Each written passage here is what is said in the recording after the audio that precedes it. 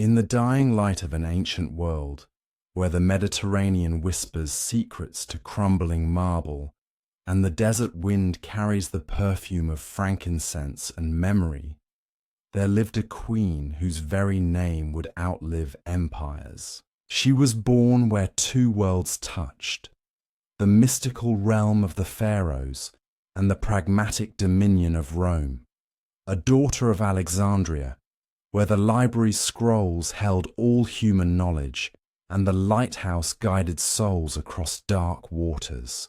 Her story flows like the sacred Nile itself, meandering through palace intrigue and battlefield glory, through love that toppled senators and wisdom that humbled scholars. In her veins flowed the blood of Alexander's generals and the divine essence of Isis herself. She was Cleopatra, last pharaoh of Egypt, and in her rise and fall we glimpse the eternal dance between power and mortality, between the dreams of mortals and the silence of eternity. If this journey into history moves you, take a moment to like, share and subscribe. Let timeless stories find new hearts, just like yours. In the year 69 BCE, when the Roman Republic still believed in its own immortality, and the Mediterranean was a Roman lake dotted with subject kingdoms, Egypt remained the last jewel of the Hellenistic world. The land of the Nile had been ruled for 3 centuries by the Ptolemies, the descendants of Alexander the Great's general, who had claimed Egypt as his prize when the great conqueror's empire fractured like a broken amphora. These were not native pharaohs in the ancient tradition, but Macedonian Greeks who had adopted Egyptian royal customs while maintaining their Hellenic identity, creating a unique fusion of cultures that made Alexandria the intellectual capital of the ancient world. The Egypt into which Cleopatra VII Philopator was born was a land of profound contradictions. Along the fertile banks of the Nile, farmers worked fields that had known agriculture for over 3 millennia, their methods unchanged since the time of the pyramid builders. The annual flood of the sacred river continued its eternal cycle, bringing rich silt that transformed the desert into one of the most productive agricultural regions in the Mediterranean. Yet this ancient land was also home to the most sophisticated intellectual culture of its age, centered in Alexandria, a city that rivaled Rome itself in grandeur and far exceeded it in learning. The great city that would shape Cleopatra's worldview had been carefully planned by Alexander himself and brought to magnificent reality by the early Ptolemies. At its heart stood the Mouseion, the great research institution that housed the famous Library of Alexandria, where scholars from across the known world came to study mathematics, astronomy, medicine and philosophy. The lighthouse, one of the 7 wonders of the ancient world, rose over 400 feet above the harbour, its light visible 30 miles out to sea, a beacon of civilization in a world often shrouded in darkness. In the royal quarter of the city, the palace complex sprawled across hundreds of acres, a maze of gardens, courtyards, audience halls, and private apartments where the Ptolemaic dynasty had ruled for 3 centuries. Here, the traditions of pharaonic Egypt blended with Hellenistic court culture to create something entirely unique. The rulers spoke Greek in their private chambers, but learned hieroglyphics for religious ceremonies. They worshipped both Zeus and Amun-Ra, commissioned poetry in Homer's language while maintaining the ancient Egyptian calendar, and ruled as both divine pharaohs and Macedonian monarchs. Yet by the time of Cleopatra's birth, this magnificent kingdom was a shadow of its former glory. The later Ptolemies had proven themselves far less capable than their forebears, and Egypt had become increasingly dependent on Roman protection. The kingdom's independence was maintained through a delicate balance of tribute, diplomacy, and the sheer wealth that still flowed from the Nile's bounty. Roman merchants dominated Alexandria's trade. Roman soldiers were garrisoned in key fortresses, and Roman politicians looked upon Egypt as the richest prize still beyond their direct control. The royal family itself reflected this decline. Cleopatra's father, Ptolemy XIII, known as Auletes, or the flute player, for his love of music, had spent much of his reign either in exile or desperately seeking Roman support to maintain his throne. The Egyptian people had grown weary of their foreign rulers, while the Alexandrian mob was notorious for its violence against unpopular monarchs. Previous Ptolemies had been murdered by their own subjects, driven into exile, or overthrown by relatives in an endless cycle of palace intrigue that weakened the kingdom with each generation. Into this world of fading grandeur and gathering storms was born Cleopatra VII, probably in the winter of 69 BCE, though the exact date remains lost to history like so many details of her early life. She was the third child of Ptolemy XIII, but her mother's identity remains one of history's enduring mysteries. Some scholars believe her mother was Cleopatra V Tryphena, Ptolemy XIII's sister wife, following the Ptolemaic tradition of sibling marriage that kept the royal bloodline pure. Others suggest she may have been born to a concubine, possibly of Egyptian rather than Macedonian descent, which would explain her later ability to speak Egyptian fluently, a skill that set her apart from most of her predecessors. What is certain is that from her earliest years, Cleopatra was groomed for power in a way that differed markedly from the education of most Ptolemaic princesses. While her elder sister Arsinoe and younger siblings received traditional royal educations, focused on court protocol and artistic accomplishments, Cleopatra was trained as a potential heir to the throne. This was unusual in a dynasty where male succession was strongly preferred, but Ptolemy IV may have recognized that his daughter possessed an intelligence and charisma that her brothers lacked. The royal children were educated by the finest scholars available in Alexandria, men who had studied in Athens, Rhodes, and Rome itself. Cleopatra learned to read and write not only in Greek, the language of her dynasty, but also in Egyptian hieroglyphics and the demotic script used in daily administration. She studied mathematics with disciples of Euclid, whose great work had been written in Alexandria 3 centuries earlier. She learned astronomy and geography, crucial subjects for understanding the trade routes that brought wealth to Egypt and the calendar systems that governed agricultural planning along the Nile. Most importantly, for her future reign, she studied rhetoric and philosophy, the arts that would enable her to negotiate with Roman senators and generals as an intellectual equal. Her teachers included scholars who had studied in Rome and understood both the strengths and weaknesses of the Republic's political system. They taught her not just how to speak persuasively, but how to analyze the motivations and character of those she would need to influence. In an age when education for women, even royal women, was often limited to domestic arts and basic literacy, Cleopatra received training that would have befitted a male heir to the throne. Perhaps most remarkably, she was taught to speak Egyptian, the language of her subjects, which most Ptolemies had never bothered to learn. This decision, whether made by her father or the young princess herself, would prove crucial to her later popularity among the native Egyptian population.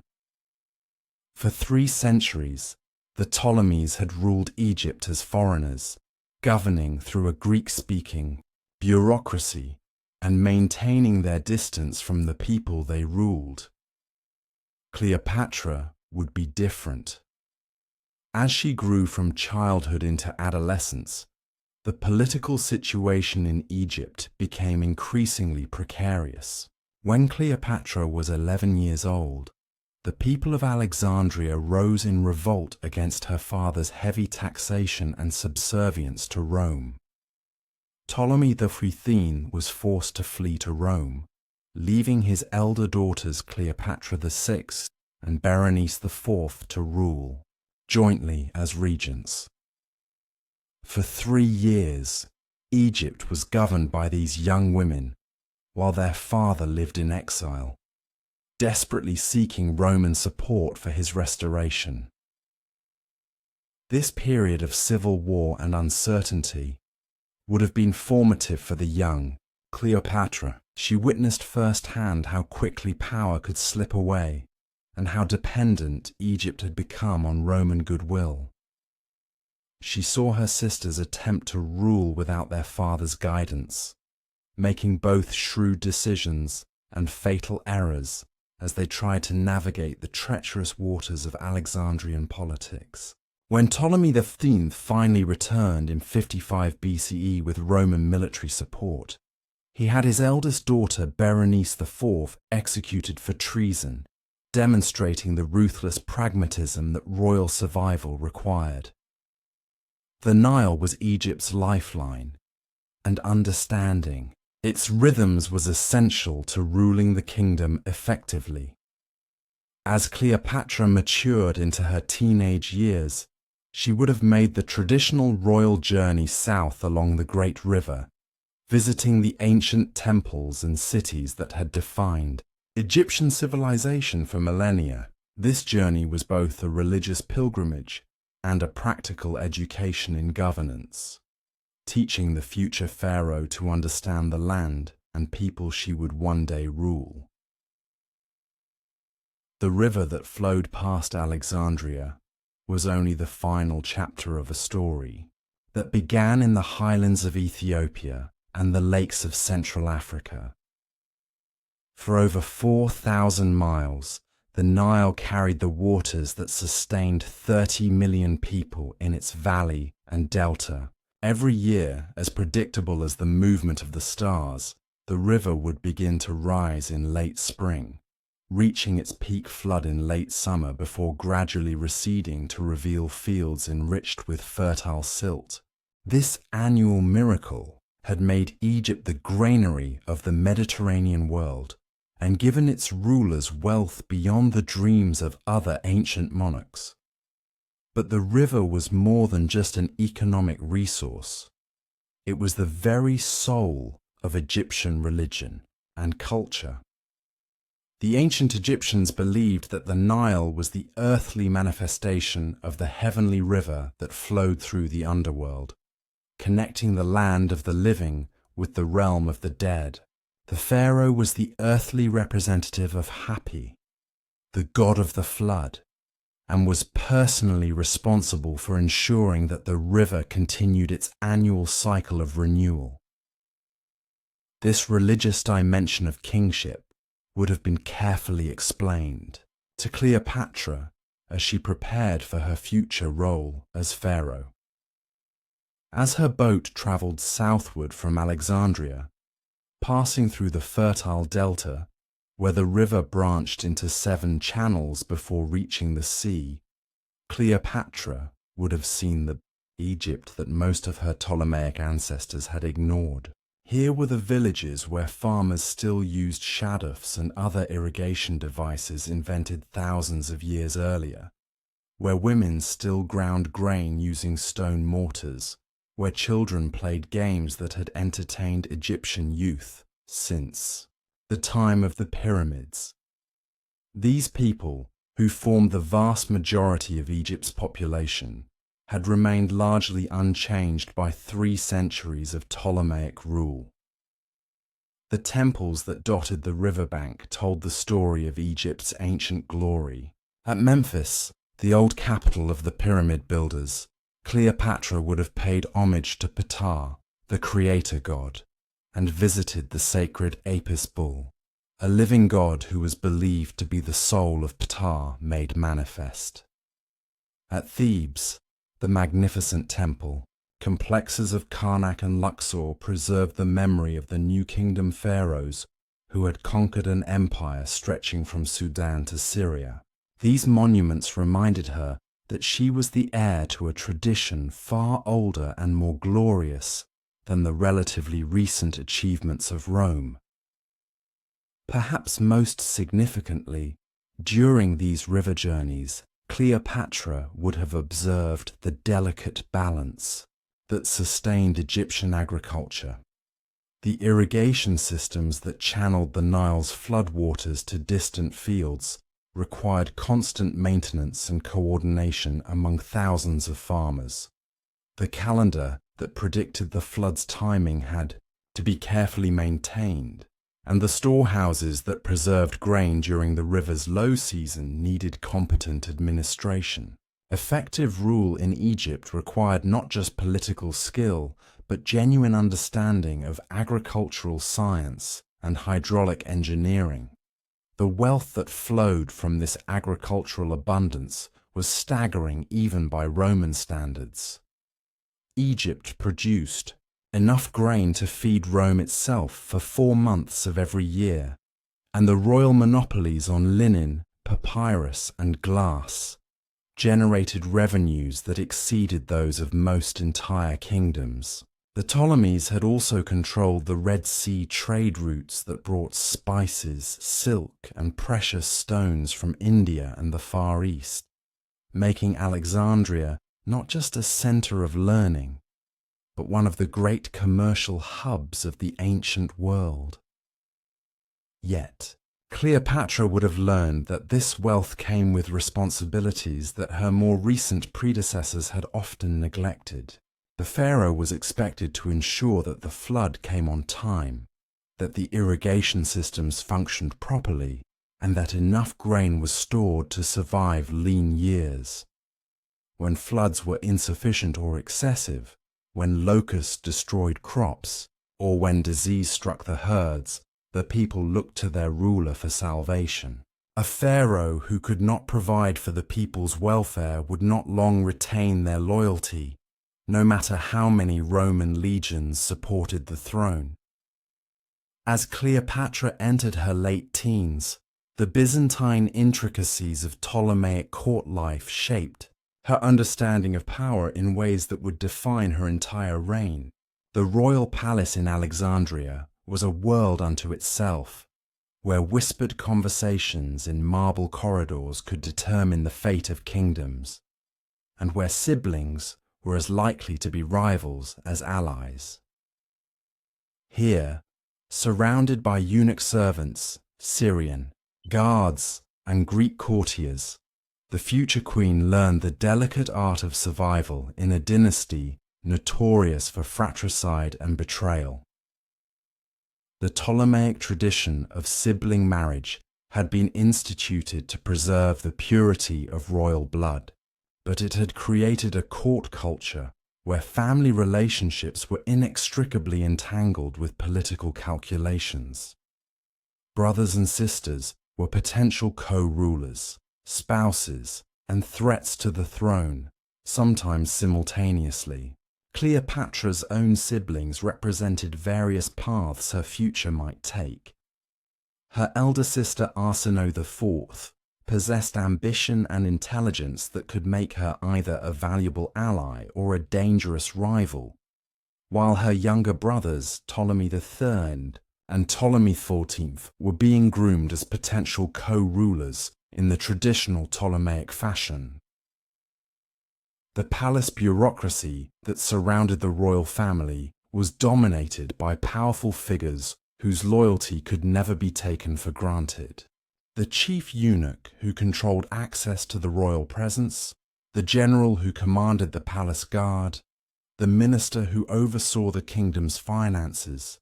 each wielded influence that could determine which royal sibling would ultimately inherit the throne. These men had survived multiple changes in dynasty and had learned to hedge their bets carefully, supporting whichever royal seemed most likely to reward their loyalty and least likely to order their execution. Cleopatra learned to navigate these treacherous waters with a combination of intelligence, charm, and calculated ruthlessness that would characterize her entire career.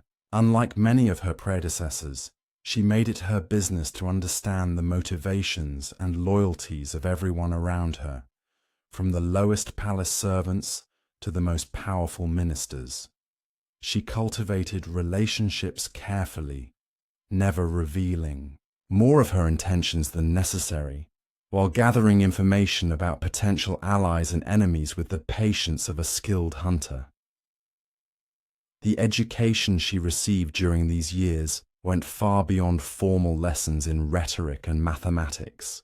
The palace was itself a school of practical politics, where she observed how power actually functioned rather than how it was supposed to work according to Greek political theory.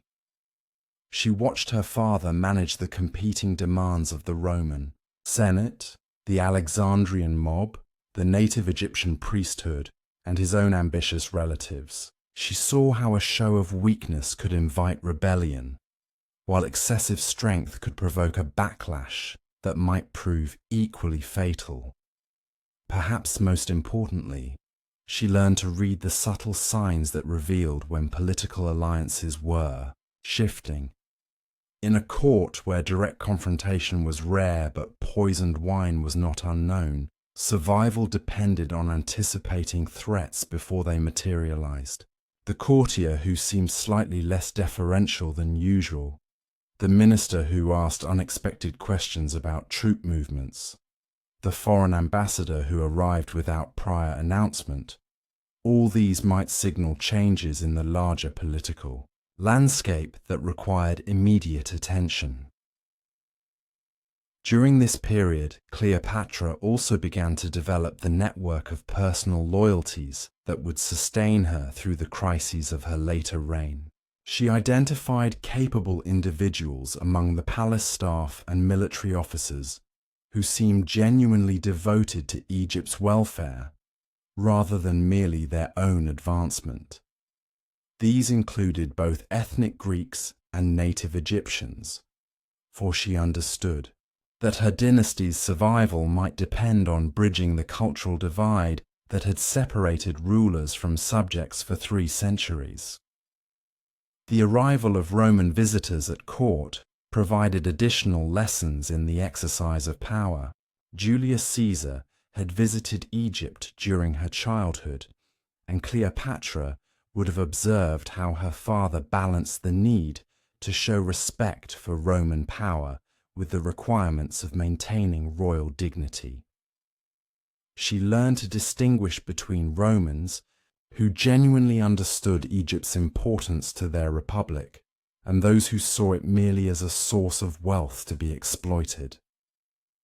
This knowledge would prove crucial when she later needed to choose which Roman leaders to support in their civil wars. As her 18th birthday approached in 51 BCE, Cleopatra stood on the threshold of power in a kingdom that faced greater challenges than any her ancestors had confronted. Egypt remained wealthy beyond measure, but its independence hung by the thinnest of threads. The Roman Republic was showing signs of the internal strains that would soon tear it apart, creating both opportunities and dangers for client kingdoms like Egypt. The native Egyptian population remained restive under foreign rule, while the Greek elite of Alexandria had grown decadent and factional. Most immediately pressing was the question of succession. Ptolemy XIV was aging, and the various factions at court were already positioning themselves for the power struggle that would follow his death. Some favored a traditional arrangement where Cleopatra would rule jointly with one of her younger brothers as pharaoh and queen, while others believed that only a male ruler could command sufficient respect from Rome and the Egyptian military.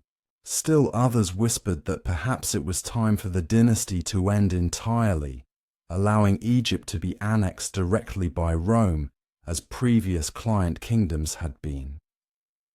But Cleopatra had already made her choice. She would not merely inherit the throne, she would restore it to greatness. She would not simply preserve her dynasty's rule, she would make it worthy of the land it governed. The young woman who had studied the wisdom of Alexandria's scholars, who spoke the language of the Nile's farmers, and who understood both the strengths and weaknesses of Roman power, was prepared to become the last and greatest of the pharaohs. The shadows that had gathered around the Ptolemaic throne for generations were about to encounter a queen who would prove that Egyptian royalty could still shine with the brilliance of the ancient sun, god Ra himself. In the early months of 51 BCE, as the seasonal flood of the Nile began its eternal cycle once again, Ptolemy XIV's health began to fail noticeably. The court physicians, trained in the medical traditions that had made Alexandria famous throughout the ancient world, could do little to halt the advancing years. The old king had survived exile, rebellion, and the constant pressure of Roman demands, but time itself remained unconquerable. As he lay in his chambers overlooking the harbour, where ships from around the Mediterranean brought tribute and trade goods to his kingdom, he must have contemplated the uncertain future that awaited Egypt after his death. The succession arrangements he had made followed Ptolemaic tradition. Cleopatra would rule jointly with her 10-year-old brother Ptolemy III, whom she would marry according to the dynasty's ancient customs. Yet everyone at court understood that the real power would lie with the 18-year-old princess who had spent years preparing for this moment. As spring turned to summer and the Nile began its rise toward the annual flood, the court waited with the tense anticipation that always preceded a change of dynasty. Soon, the ancient kingdom of Egypt would have a new pharaoh, and the last great chapter in the story of Ptolemaic rule would begin to unfold along the banks of the sacred river that had witnessed the rise and fall of pharaohs for over 3,000 years. The Mediterranean winds carried whispers of revolution as Cleopatra found herself cast from the throne she had inherited by divine right. The year was 48 BC, and the young queen, barely 21, watched from the dusty roads of exile as her younger brother Ptolemy III seized the palace that had been her birthright.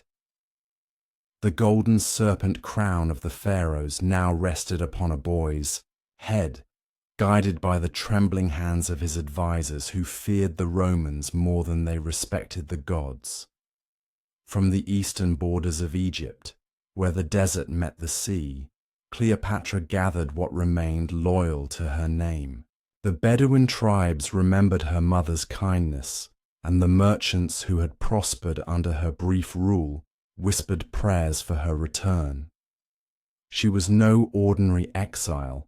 She was a pharaoh in waiting, a daughter of Isis, who carried the blood of Alexander's general in her veins. The desert wind seemed to carry omens as she planned her return, for destiny had woven her fate with threads of gold and crimson. Meanwhile, across the Mediterranean, the Roman Republic tore itself apart in civil war.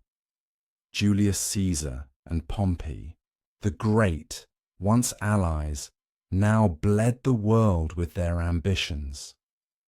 Caesar, the brilliant general who had conquered Gaul and crossed the Rubicon, pursued his rival across the sea with the relentless hunger of a hawk. Pompey, seeking refuge and fresh armies, turned his desperate eyes toward Egypt, that ancient land of grain and gold that had sustained Rome's hungry masses for generations.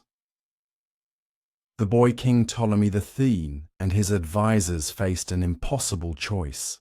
Pompey approached their shores with the remnants of his fleet, seeking sanctuary and support. But Caesar followed close behind, his legions hardened by years of conquest, his mind sharp as Damascus steel.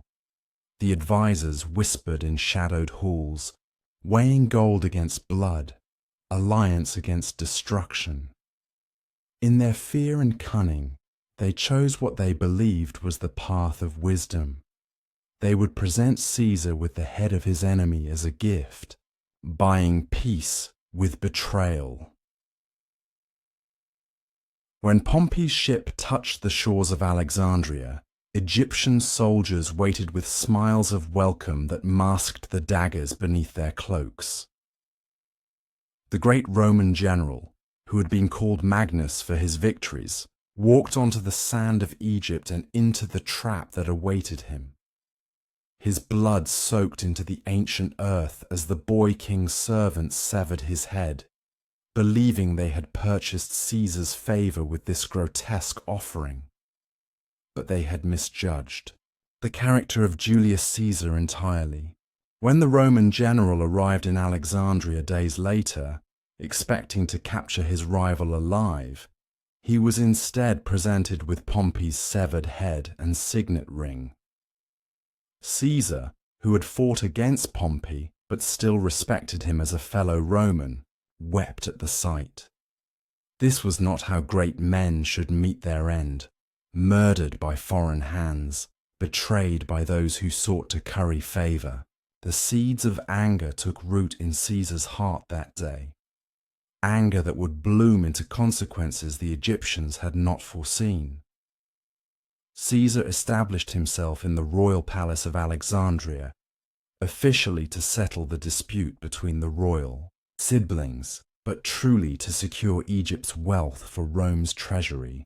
The boy king Ptolemy III, believing he had won Caesar's gratitude with his gruesome gift, soon discovered that he had instead earned the Romans' contempt. Caesar demanded that both siblings present themselves before him to settle their dispute, according to their father's will, which had named them co-rulers.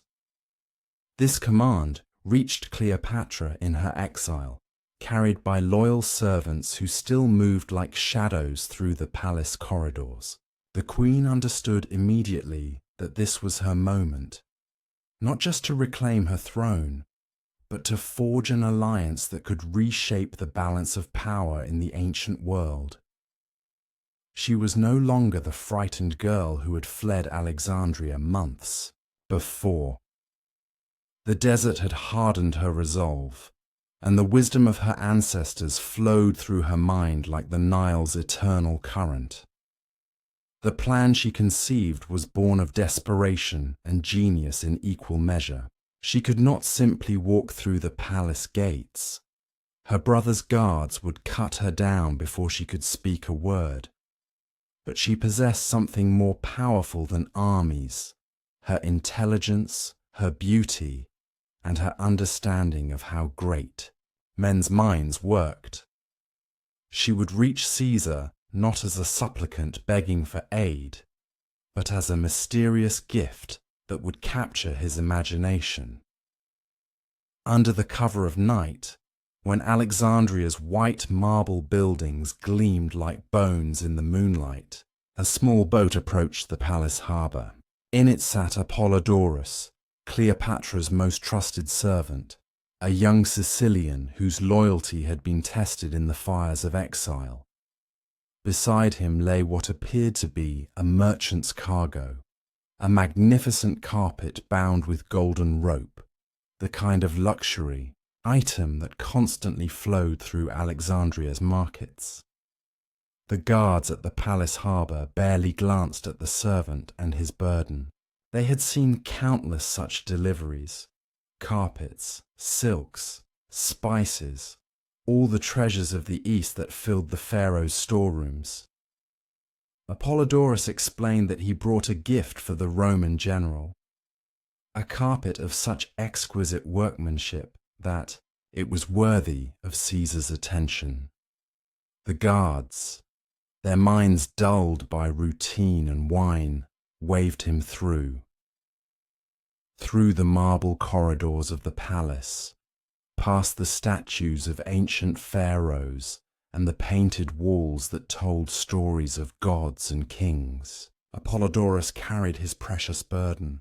The carpet was heavier than it appeared, for within its folds lay the future queen of Egypt, her heart beating like a bird's wing as she was carried toward her destiny. She could smell the incense that burned in the palace temples, could hear the distant sound of fountains that had sung for 3 centuries. Caesar sat in the great audience hall where Alexander's heirs had held court for 300 years. The Roman general was 44 years old, his hair thinning, but his mind as sharp as ever. He wore the simple toga of a Roman citizen, but his presence filled the vast chamber like that of a god.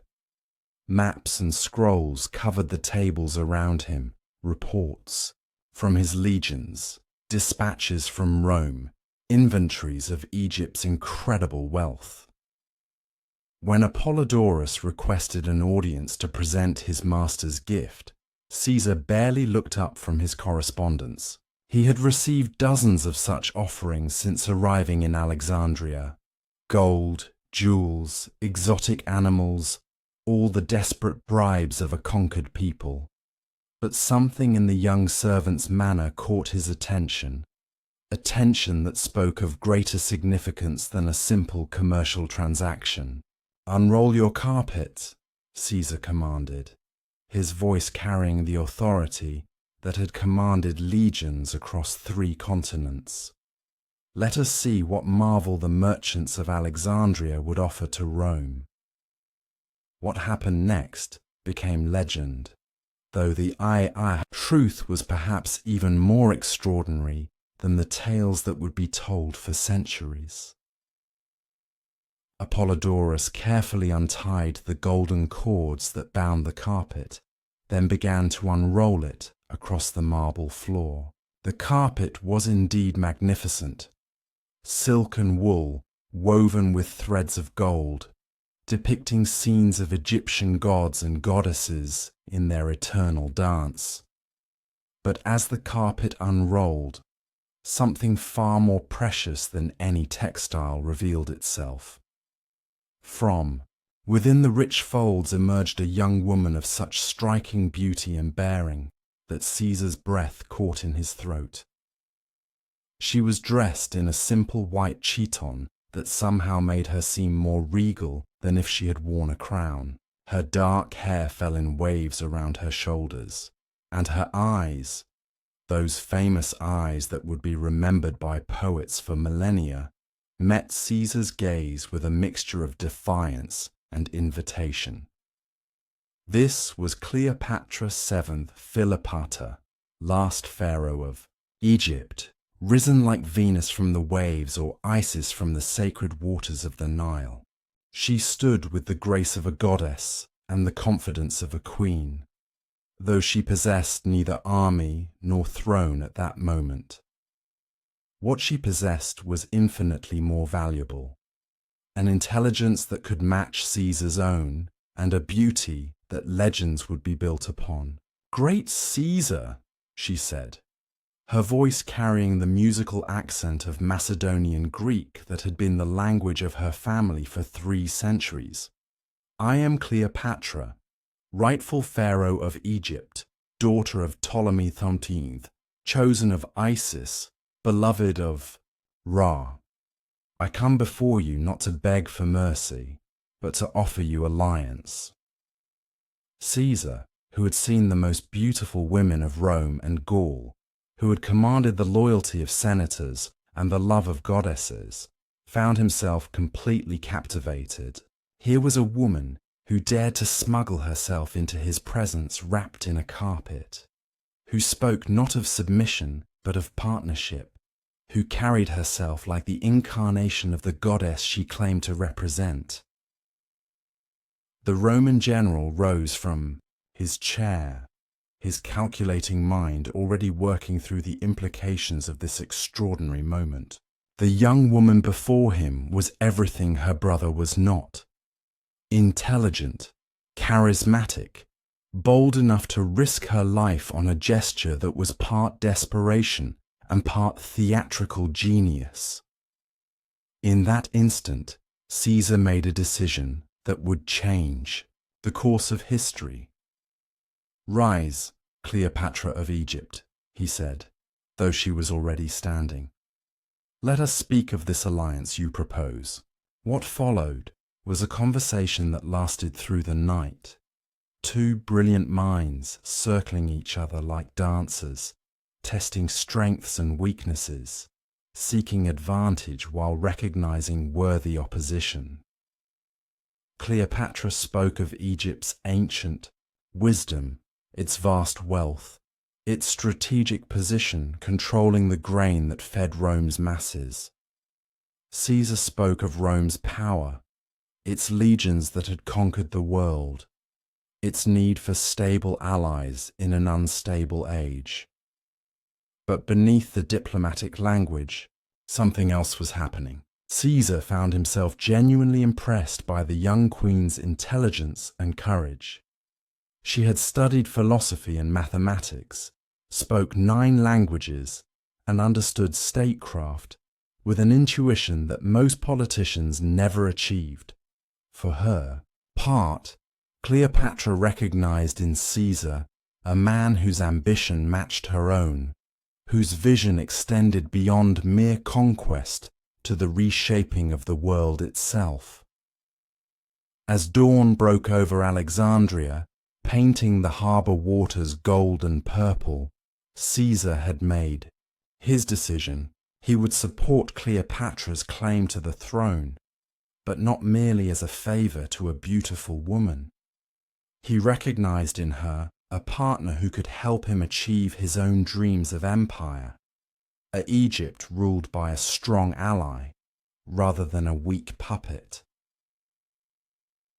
The boy King Ptolemy the Thene learned of his sister's return when the palace servants whispered it with the morning bread. Caesar had not merely received the exiled queen, he had embraced her cause as his own, and in doing so had transformed a sibling rivalry into a war that would drench Alexandria in blood. The advisers who had counselled the murder of Pompey now found their clever plot unravelling like a poorly woven tapestry, each thread pulling loose to reveal the emptiness beneath. Pothinus, the chief eunuch who had guided the boy king's hand in these fatal decisions, felt the cold touch of fear settle upon his shoulders like a shroud.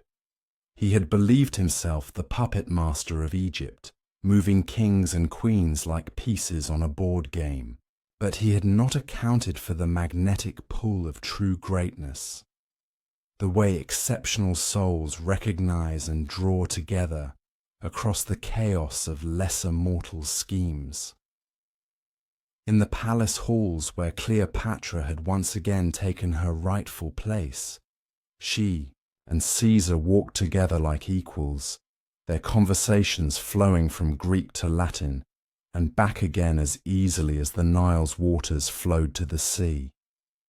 They spoke of philosophy and poetry, of military strategy and economic policy, of the dreams that ambitious minds harbour in the deep watches of the night. Caesar found in the young queen an intellect that could match his own stroke for stroke, while Cleopatra discovered a man whose vision extended far beyond the narrow confines of republican thinking.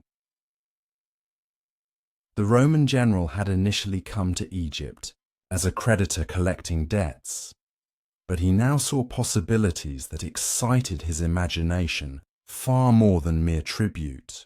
With Cleopatra as his ally, Egypt could become the cornerstone of an Eastern empire that would balance Rome's Western dominions. the ancient land of the pharaohs, with its inexhaustible wealth and mystical prestige, could provide the foundation for achievements that would dwarf even Alexander's conquests. But first, they had to deal with the boy king and his supporters, who had not accepted their displacement gracefully.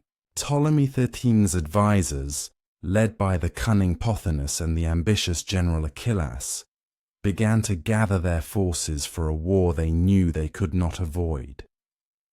The palace became a fortress within a fortress, as both factions prepared for a conflict that would determine not just the fate of Egypt, but the future of the entire Eastern Mediterranean.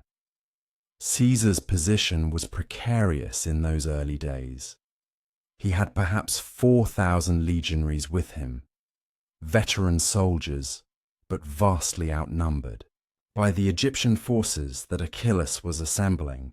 The boy king's general commanded 20,000 infantry and 2,000 cavalry, along with the formidable Alexandrian mob that could be turned into a weapon with the right words whispered in the right ears.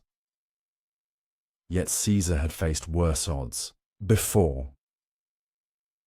In Gaul, he had stood with his legions against Germanic tribes that outnumbered him 10-1. He had crossed the Rubicon with a single legion and conquered Rome itself through audacity and genius.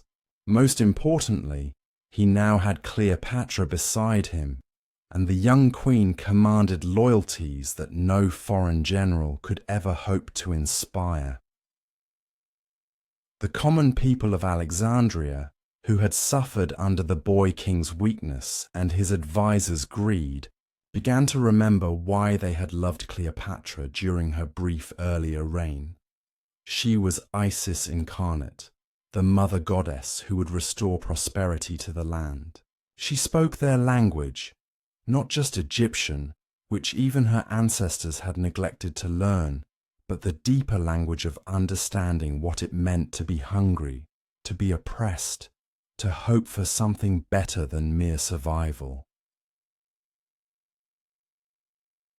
When the war finally erupted, it began with fire, the element that would define the entire conflict. Achillas moved first, attempting to seize the harbour with his fleet while his infantry surrounded the palace quarter. But Caesar had not survived decades of warfare by allowing enemies to choose the time and place of battle. If Achillas wanted to fight on the water, then the water would become a battlefield unlike any the world had seen. The Roman general ordered his men to set fire to the Egyptian ships in the great harbour, transforming Alexandria's pride into a furnace that lit the sky like a second sun. The flames leaped from vessel to vessel with hungry eagerness, consuming war galleys and merchant ships alike in a conflagration that could be seen from the lighthouse of Pharos itself. The harbour waters reflected the fire like a mirror, creating the illusion that the sea itself was burning. But the flames were not content to remain upon the water. Carried by the wind and fed by the wooden structures along the waterfront, the fire spread inland, reaching toward the great library of Alexandria, with its 600,000 scrolls, the accumulated wisdom of centuries, the greatest collection of human knowledge the world had ever known. In those terrible hours, as smoke darkened the winter sky and ash fell like grey snow upon the white marble of the city, scholars and librarians rushed to save what they could.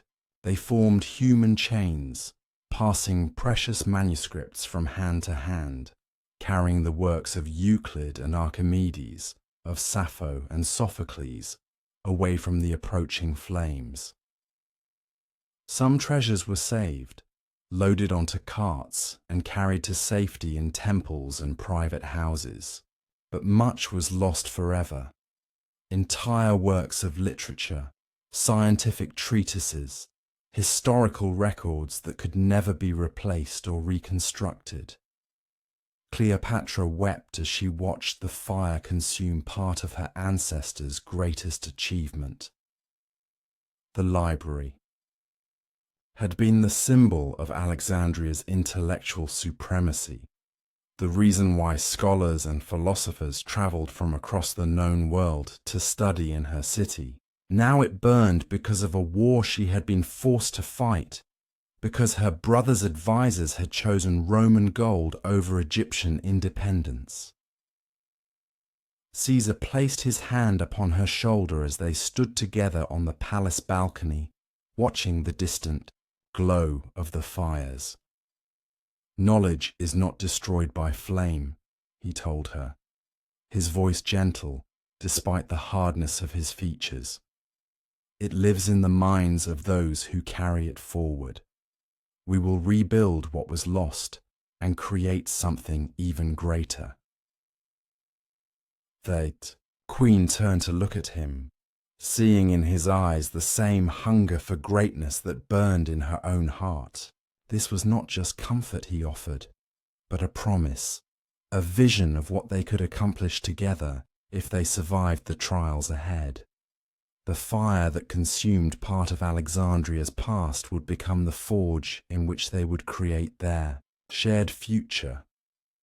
For months, the war raged through the streets and palaces of Alexandria, a brutal conflict that tested every resource the combatants possessed. Caesar's legionaries, those iron-disciplined veterans who had conquered Gaul, found themselves fighting a kind of warfare they had never experienced. Urban combat against an enemy that knew every alley and rooftop, every hidden passage and secret tunnel. The Alexandrians fought with the desperate fury of people defending their homes. They hurled stones and burning oil from windows and balconies, turned peaceful marketplaces into killing grounds, and used their intimate knowledge of the city's layout to strike and fade like ghosts. The boy king's advisors promised them that victory would bring freedom from Roman taxation and a return to Egypt's ancient independence. But Cleopatra's supporters fought with equal determination, inspired by the return of their rightful queen. The Egyptian soldiers who had served her father remained loyal to his daughter, and the priests of the ancient temples proclaimed that the gods themselves favoured her cause.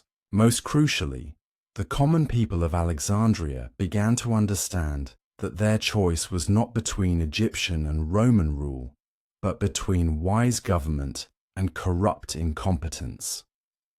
As winter turned to spring in the year 47 BC, reinforcements finally arrived to tip the balance of the war. Mithridates of Pergamon, a client king of Rome, landed with a fleet carrying fresh legions and supplies. More importantly, he brought with him young Ptolemy XIV, Cleopatra's youngest brother, who could serve as a more malleable co-ruler than the defiant Ptolemy XIII. The final battle took place in the waters of the Nile Delta, where the boy king's fleet made its last desperate stand against the combined Roman and Egyptian forces. Ptolemy XIII himself was aboard the flagship, a frightened child who had been thrust into a conflict far beyond his understanding or ability to control. His advisors had promised him victory, but promises could not stop Caesar's veterans or turn aside the favour of the gods. When the battle ended with the complete destruction of the boy king's fleet, Ptolemy XIII's body was found floating among the wreckage, whether killed in the fighting or drowned in the Nile's waters. Some said he had thrown himself into the river rather than face capture. Others claimed that his own men had turned against him when defeat became inevitable. The truth died with him in the muddy waters of the Delta, but his death marked the end of organized resistance to Cleopatra's restoration. Pothinus, the chief eunuch, whose schemes had started this entire catastrophe, met a more certain fate. Caesar ordered his execution, not merely as punishment for his role in Pompey's murder, but as a warning to any who might dream of betraying their oaths to Rome.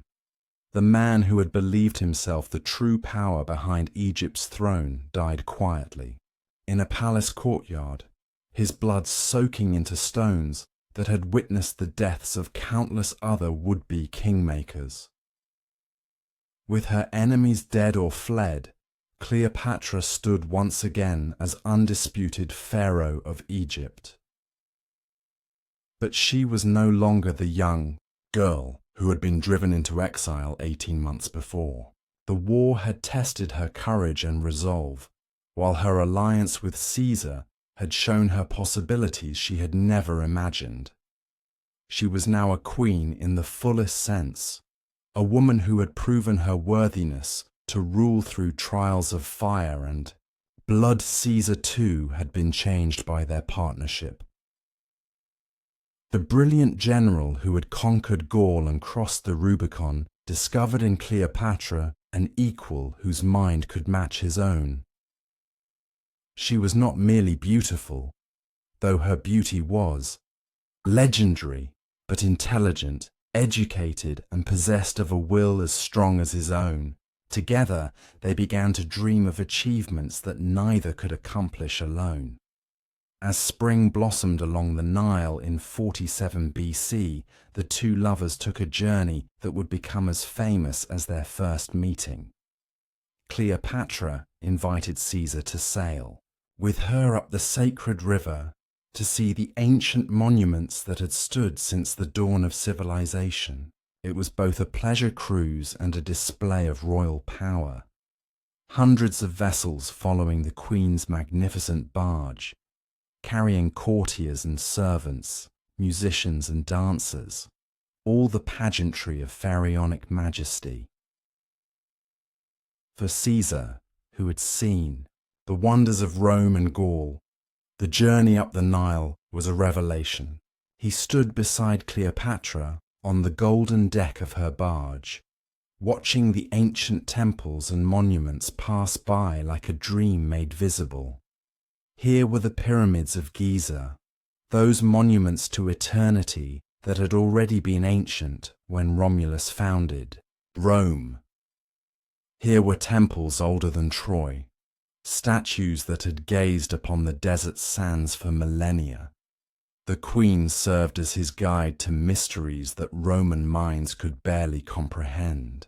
She explained the hieroglyphic writing that covered every surface, the complex theology that governed Egyptian religious thought, the astronomical calculations that had allowed her ancestors to measure the movements of the stars. Caesar found himself humbled by the depth of this ancient civilization, even as he was inspired by its achievements. At night, as their barge lay moored beside some ancient temple, they would sit together under the desert stars and speak of the future they might create. Caesar shared his vision of an empire that would unite East and West under enlightened rule, while Cleopatra described the wisdom that Egypt could contribute to such a grand design.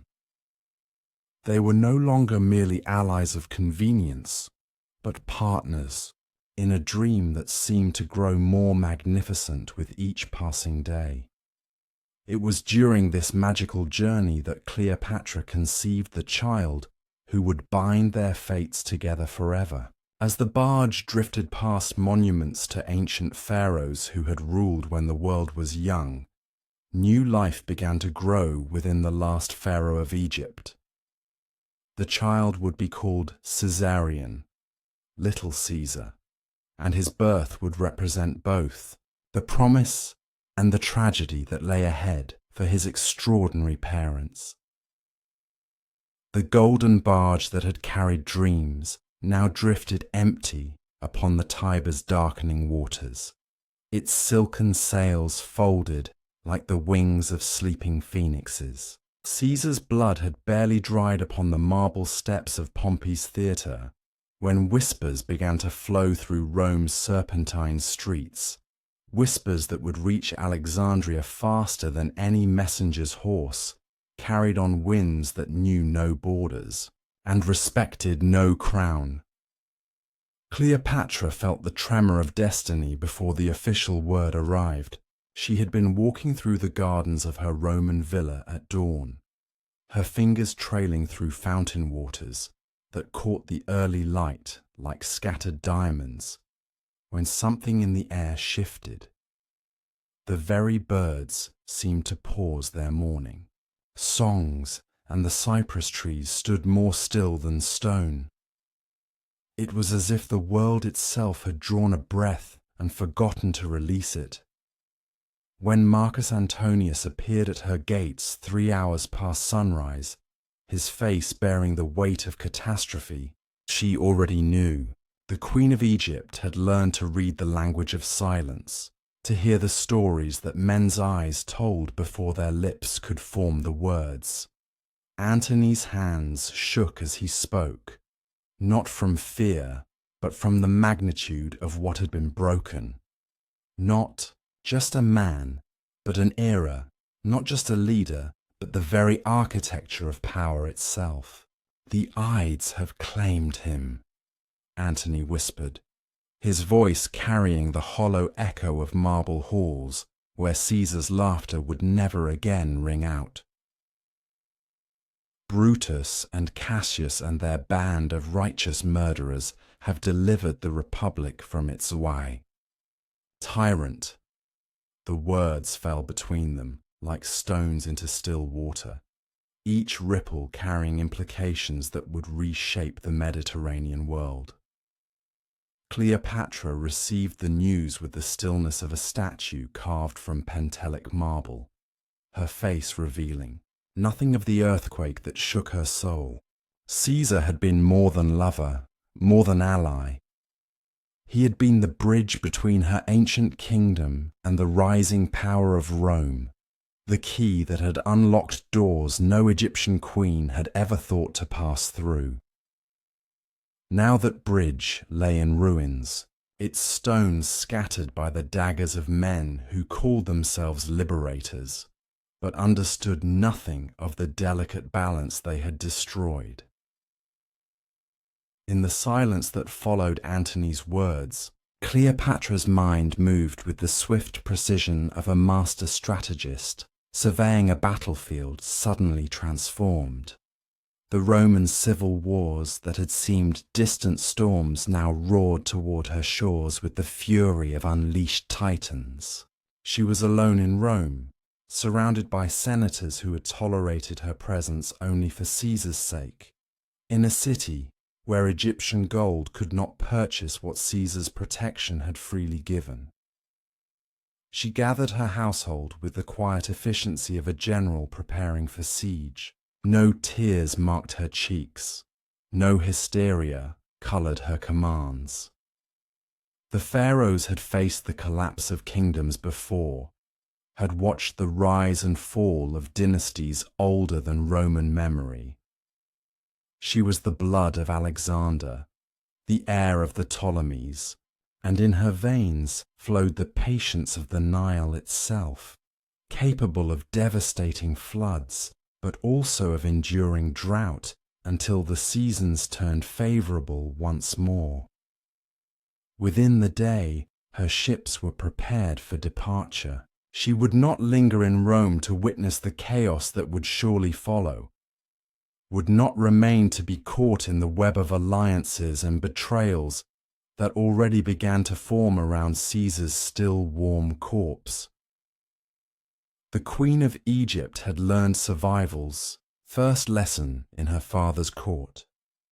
When the ground beneath your feet begins to crack, find new earth before the chasm opens. As her galley slipped away from Ostia's harbour under cover of darkness, Cleopatra stood at the stern, watching Rome's lights fade into memory. The city that had seemed so magnificent in Caesar's company now appeared fragile as a dream, half remembered upon waking. She had come to Rome as a supplicant seeking assistance. She departed as a sovereign who had witnessed the murder of gods and understood that even the mightiest powers were mortal. The journey back to Alexandria stretched across weeks that felt like years, each sunset bringing news from the empire that Caesar's death had left convulsing. His heir, young Octavian, had emerged from obscurity to claim his inheritance, while Marcus Antonius and Marcus Lepidus maneuvered for position among the ruins of the old order. The second triumvirate was forming even as her ships cut through waters that had grown suddenly treacherous, controlled by no single power but contested by many. When Alexandria's lighthouse finally appeared on the horizon, its beacon cutting through the Mediterranean dawn like a blade of welcome, Cleopatra felt something settle in her chest that had been fluttering like a caged bird since Caesar's death. This was her kingdom, her sanctuary, the one place on earth where her word was law and her wisdom undisputed. Here, among the marble columns and golden statues of the world's greatest library, she could think clearly about the future that lay ahead. Egypt had survived the death of Caesar, but barely. The kingdom's finances, already strained by years of civil war and tribute to Rome, now faced new uncertainties. Would the new masters of Rome honor the agreements Caesar had made? Would they recognize Cleopatra's legitimacy, or would they see her as merely another foreign queen to be brought to heel? The questions multiplied like shadows at sunset, each one carrying the potential for disaster. Yet in her palace chambers overlooking the harbor, where merchant ships from a dozen nations brought the wealth of the world to her feet, Cleopatra began to see opportunity glittering among the ruins of certainty. Caesar's death had indeed shattered the Roman world, but from that shattering emerged possibilities that had not existed before. The triumvirs needed allies, needed gold, needed the grain that Egypt's fertile fields produced in abundance. The Queen of the Nile possessed all these things, and more. She possessed the accumulated wisdom of a kingdom older than Rome's wildest ambitions. As autumn painted the palace gardens in shades of amber and gold, word reached Alexandria of the triumvirs' campaign against Caesar's assassins. Brutus and Cassius had fled to the east, gathering legions and allies for what promised to be a war that would determine the future of the Mediterranean world. Soon, Cleopatra knew, one side or the other would come calling, seeking Egypt's support, in the struggle that Caesar's death had made inevitable. She chose to wait, to watch, to let the combatants reveal their strengths and weaknesses before committing her kingdom's fate to any cause. The Queen of Egypt had learned patience from the river that was her kingdom's lifeblood, the Nile that flooded in its season and retreated in its time, that nourished the land not through haste, but through the inexorable rhythm of natural law. Message arrived with the spring floods of the following year, carried by a messenger whose Roman armor gleamed with the authority of official command. Marcus Antonius, now master of the East and Caesar's most powerful heir, requested the presence of Egypt's queen at Tarsus, the ancient city where East met West in a confluence of trade routes and ambitions. The word requested carried the weight of polite compulsion. This was not an invitation that could be gratefully declined. Cleopatra read the summons in her private chambers as morning light filtered through windows that had looked out upon Alexandria's harbour for 3 centuries. Antony wrote with the blunt authority of a soldier grown accustomed to command. But beneath his formal words she sensed something else. Curiosity, perhaps, or the memory of shared moments in Caesar's presence when their eyes had met across crowded rooms and found understanding without words. The political calculation was clear enough. Antony needed to secure the East before turning his attention to his rivals in Rome, and Egypt's wealth could fund the legions he required. But Cleopatra sensed deeper currents flowing beneath the surface of formal diplomacy. Marcus Antonius was not Caesar. He lacked the older man's intellectual brilliance and strategic subtlety, but he possessed something that Caesar had sometimes forgotten in his pursuit of immortal glory. Antony understood pleasure, appreciated beauty, and had never entirely lost the capacity for wonder that made life worth living. If the triumvir sought to awe her with Roman power, she would answer with something far more dangerous: the accumulated magnificence of pharaonic Egypt, the cultural sophistication of Alexandria, and the personal charm that had conquered Caesar himself. But she would not go to Tarsus as a supplicant seeking favor. She would arrive as a goddess descending from divine realms to grace mortals with her presence. The preparations consumed months, for this would be theatre on a scale to make even Roman spectacles seem provincial. Ships were requisitioned and transformed, their hulls painted with gold leaf that caught sunlight like captured fire. Silks arrived from the distant reaches of the Silk Roads, dyes in shades that had no names, pearls that had slept in ocean depths until divers risked their lives to bring them to the surface. The palace workshops laboured like devoted priests preparing for the festival of a goddess. As summer reached its peak, the royal barge set sail for Tarsus. But this was no mere vessel. It was a floating palace that challenged the boundary between dream and reality. The stern had been carved to resemble a golden shell, as if Venus herself had chosen this craft for her journey across the waters.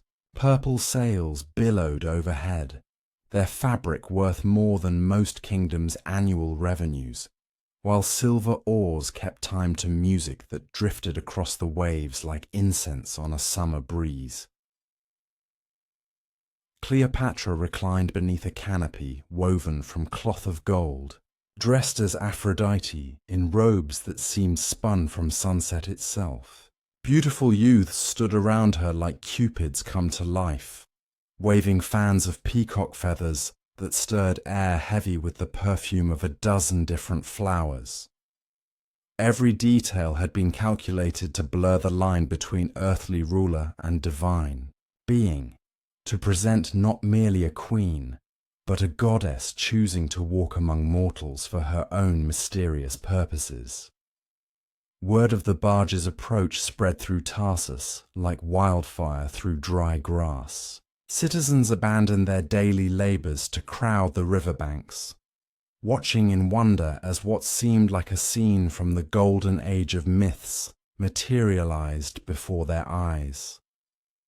Some whispered that Aphrodite herself was coming to visit Dionysus, for Marcus Antonius had always cultivated comparison to the wine god, reveling in the association with divine celebration and earthly pleasure.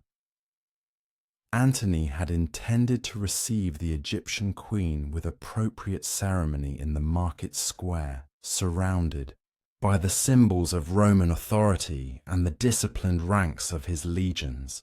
But as reports reached him of the spectacle approaching along the river, he found his carefully planned reception suddenly inadequate.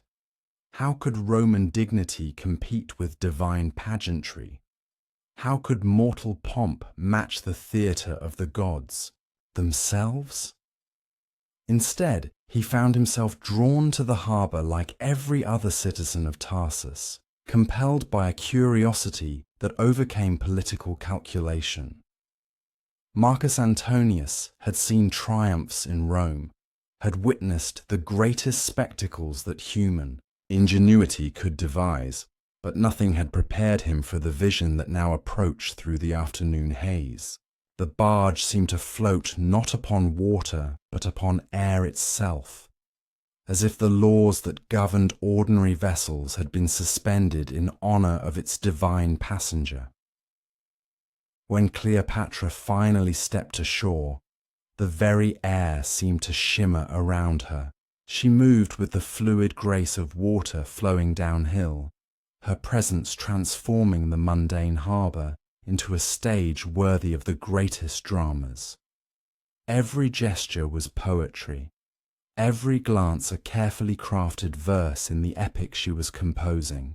In real time, the Queen of Egypt had come not to negotiate but to enchant, not to submit, but to seduce the very gods of Rome into forgetting their earthly ambitions.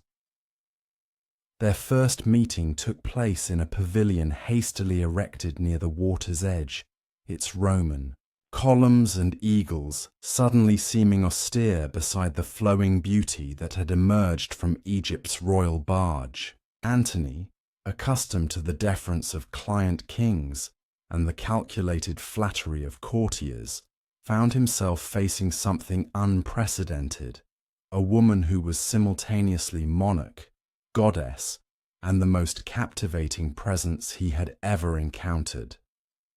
Cleopatra spoke to him in the voice of silk and honey, but beneath the sweetness lay the steel of absolute intelligence.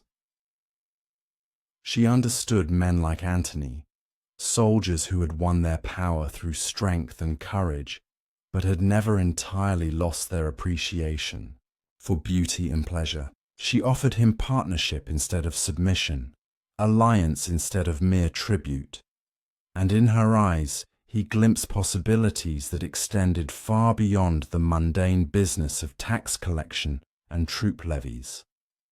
As the summer evening deepened around them and torches began to flicker like earthbound stars throughout the harbour, Marcus Antonius found himself agreeing to terms that his rational mind knew were overly generous.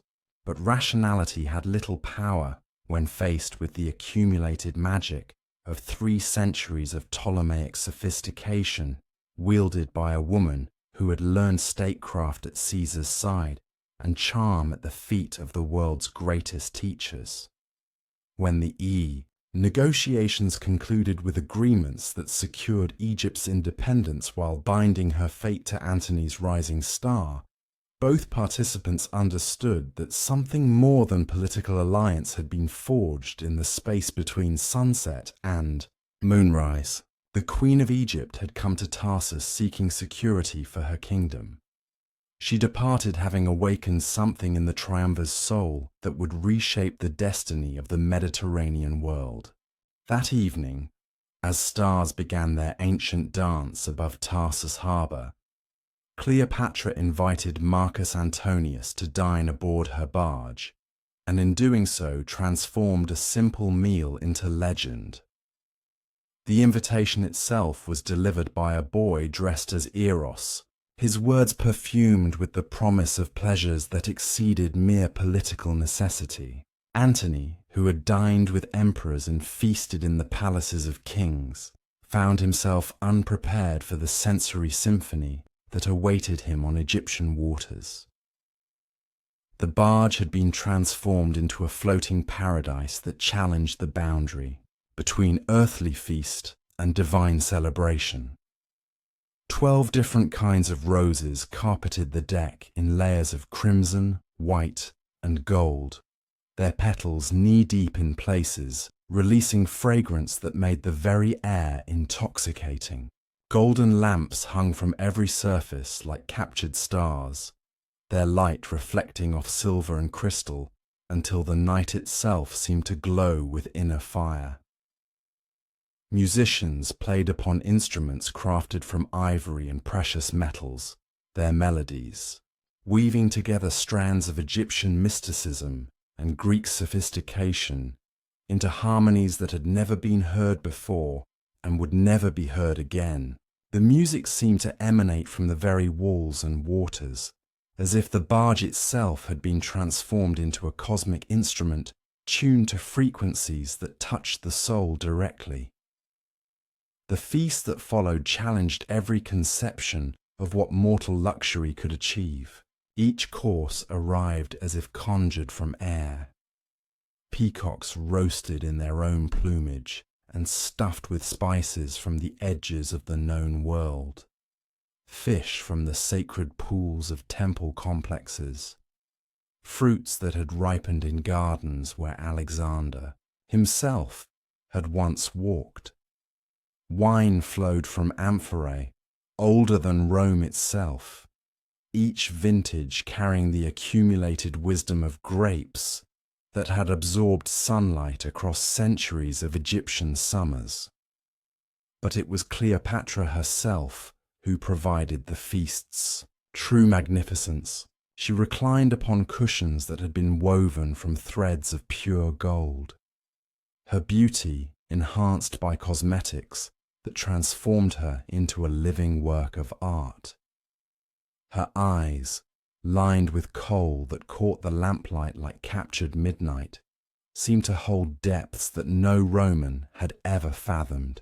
When she spoke, her voice carried the accumulated music of the spheres, making even casual conversation sound like poetry recited by the muses themselves.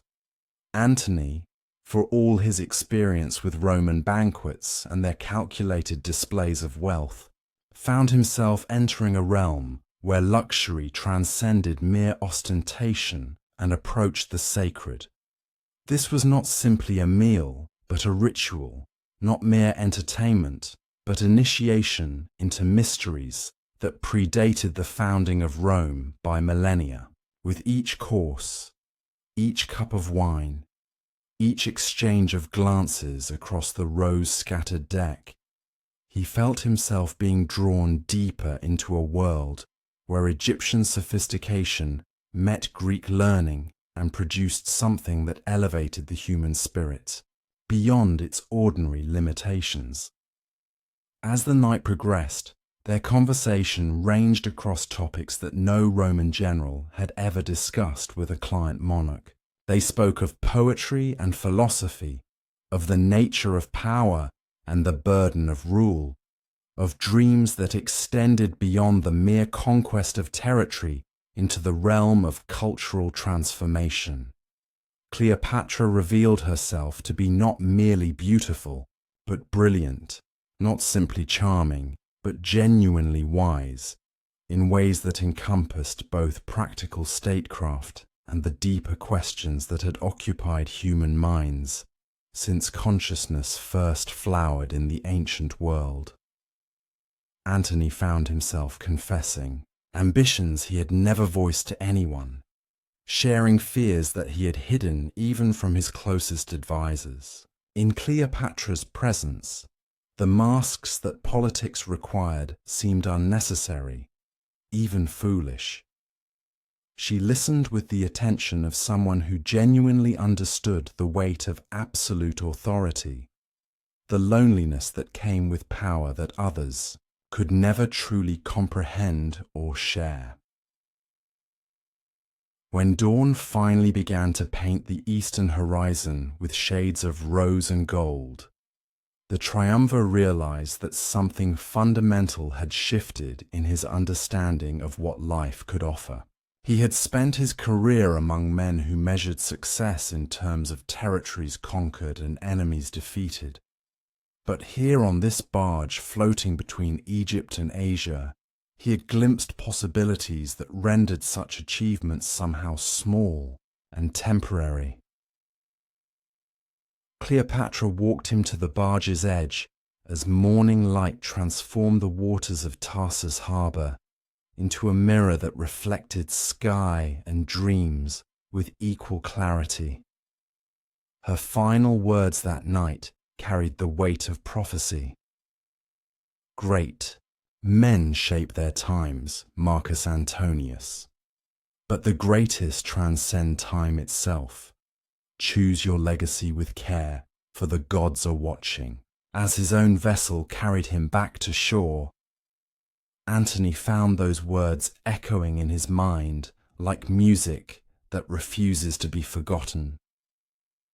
In the days that followed, the triumvir found himself returning again and again to the Egyptian queen's pavilion, drawn by a fascination that exceeded mere political necessity. Their conversations grew deeper, their silences more comfortable, their mutual understanding more complete. What had begun as diplomatic negotiation was transforming into something far more dangerous and infinitely more precious, a connection between two souls who had discovered in each other qualities that complemented and elevated their individual natures. The people of Tarsus watched this courtship unfold with the wonder of observers witnessing the intersection of myth and reality. Here was Marcus Antonius, the triumvir who commanded legions and governed provinces, becoming daily more enchanted by a queen whose very presence seemed to transform the mundane world into something magical. And here was Cleopatra, the living goddess of Egypt, revealing herself to be not merely divine, but deeply, movingly human in her capacity for connection and affection. By the time autumn began to paint the leaves of Tarsus with shades of gold and crimson, both participants in this cosmic drama understood that their fates had become irrevocably intertwined. What had started as political alliance was becoming personal devotion. What had begun as diplomatic necessity was evolving into genuine love. The Queen of Egypt and the triumvir of Rome had found in each other something that their separate worlds could never provide: understanding, partnership, and the rare joy of minds that could dance together across the full spectrum of human possibility. As summer mellowed into autumn around Tarsus harbour, the relationship between Cleopatra and Marcus Antonius deepened beyond mere diplomatic alliance into something that neither had anticipated when they first met beneath pavilions decorated with the eagles of Rome and the sacred serpents of Egypt. Their daily encounters, which had begun as careful negotiations between sovereign powers, had evolved into conversations that ranged from the practical business of governing empires to the most intimate questions of human existence. Antony found himself drawn not merely to Cleopatra's legendary beauty, though that remained as captivating as poets had claimed, but to her extraordinary intelligence and the depth of learning that 3 centuries of Ptolemaic scholarship had placed at her disposal. She spoke 9 languages with perfect fluency, had read every significant work in the great library of Alexandria, and possessed an understanding of mathematics, astronomy, and natural philosophy that exceeded that of most Roman senators who prided themselves on their education. More than intellectual brilliance, however, Cleopatra possessed something that Antony had rarely encountered in the corridors of power: genuine wisdom earned through years of ruling a kingdom where a single mistake could mean death or exile. She understood the delicate balance required to maintain authority over people who remembered when their kings had been gods, who expected their rulers to embody both human compassion and divine transcendence.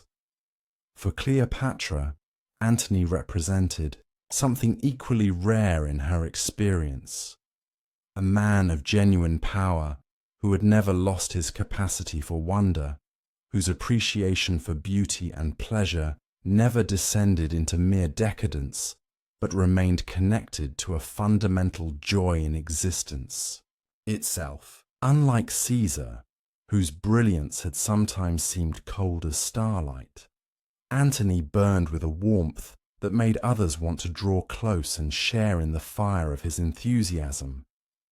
Their evenings together became the stuff of legend among the citizens of Tarsus, who gathered along the harbour to catch glimpses of the royal barge glowing like a floating palace against the darkening waters.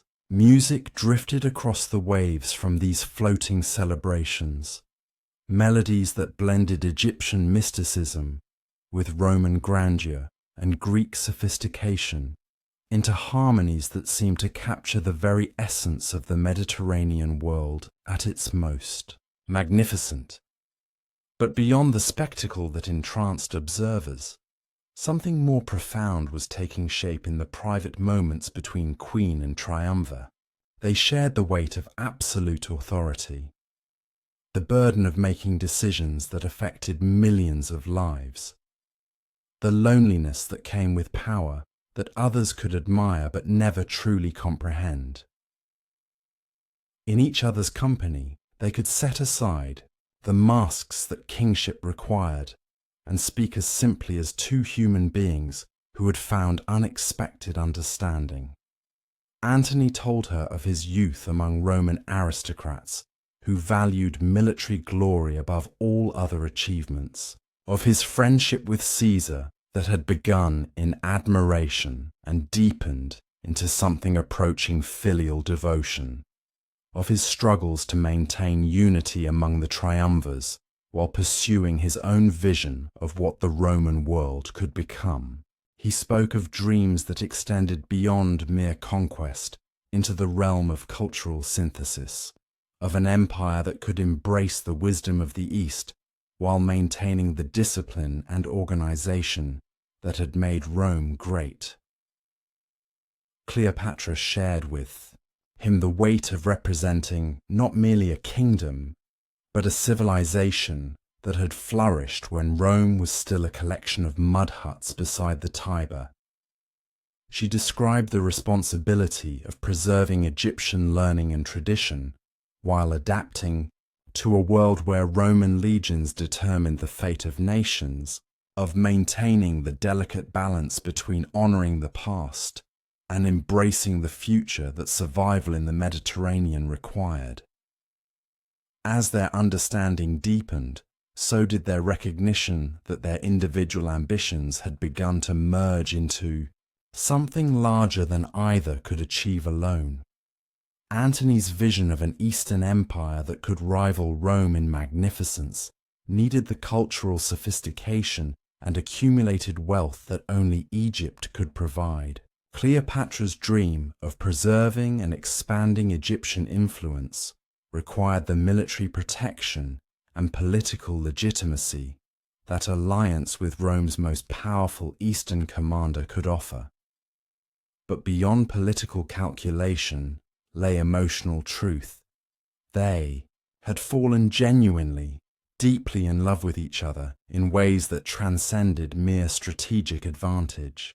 When Antony looked at Cleopatra, he saw not only the Queen of Egypt, but the woman whose laughter could transform his darkest moods into joy, whose wisdom could illuminate problems that had seemed insoluble, whose presence made even ordinary moments feel touched by divine favor. When Cleopatra gazed upon Antony, she found not merely a Roman triumvir, but a man whose strength never became brutality, whose appreciation for pleasure never descended into vulgarity, whose capacity for love encompassed both passionate devotion and genuine tenderness. In his arms, she discovered that she could be simultaneously queen and woman, goddess and mortal, ruler and beloved. As autumn deepened around Tarsus and the time for departure approached, both understood that what had been forged between them could not be abandoned without destroying something precious beyond calculation. When Cleopatra invited Antony to winter in Alexandria, the invitation carried implications that would reshape the political geography of the Mediterranean world. The triumvir who accepted would be choosing not merely a temporary alliance, but a fundamental reorientation of his life's direction. The decision came to Antony as he stood on his balcony overlooking Tarsus harbor one evening, when the first chill of approaching winter touched the air like a whisper of changing seasons. Below, Cleopatra's barge glowed against the darkening waters, like a constellation that had descended to float among mortals. The sight filled him with longing that exceeded mere political ambition or physical desire. He wanted to be part of the magic she carried, to share in the accumulated wisdom of Egypt, to build something together that would outlast the temporary victories of military campaigns. The years that followed brought a golden dawn to the eastern Mediterranean, as Cleopatra and Antony wove together their destinies like threads of silk and steel. In Alexandria, the great lighthouse cast its beam across waters that carried ships laden with tribute from lands that stretched from the Euphrates to the cataracts of the Nile. The queen had found in Antony not merely an ally, but a partner whose vision matched her own, the restoration of an empire that would rival even the greatest days of Alexander's conquests. In the palaces of Alexandria, where marble columns caught the morning light and gardens bloomed with flowers from every corner of the known world, Cleopatra and Antony began to build something unprecedented in the history of Rome. It was not merely a military alliance, but a fusion of East and West that challenged the very foundations upon which Roman power rested. Antony, once the rough soldier of the Western legions, found himself transformed in the sophisticated court of the Ptolemies, while Cleopatra discovered in him a Roman who understood that true empire required more than conquest. It demanded the art of ruling diverse peoples with wisdom and strength. The wealth of Egypt flowed like the Nile itself, funding legions and fleets that made Antony the master of the eastern provinces. From Syria to Cyrenaica, governors and kings acknowledged the authority of this new eastern power, while in Alexandria, scholars and artists gathered as they had in the days of the first Ptolemies.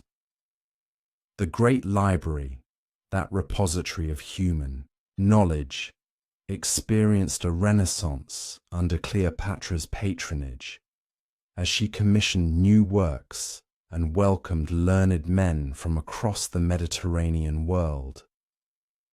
In these golden years, Antony proved himself more than the crude soldier his enemies portrayed. He governed his eastern provinces with a blend of Roman efficiency and Greek sophistication that won him the loyalty of peoples who had long chafed under distant rule from Rome. Cities flourished under his protection, trade routes reopened, and the wealth of Asia once again flowed toward the ancient ports of the eastern Mediterranean.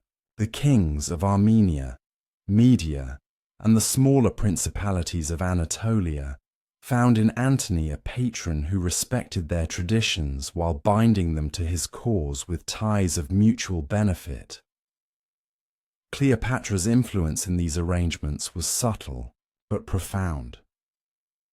She had learned from her ancestors that true power lay not in the crude display of force, but in the patient weaving of alliances, the careful cultivation of loyalty, and the wise distribution of honors and rewards. Through her, Antony gained access to the accumulated wisdom of 3 centuries of Ptolemaic rule, while she found in his Roman authority the military strength her kingdom had long lacked.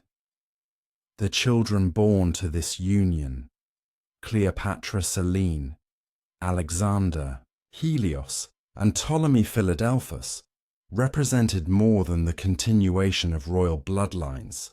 They embodied the fusion of two great civilizations, their very names proclaiming the ambition of their parents to restore the glories of both Alexander's empire and the ancient dynasties of Egypt.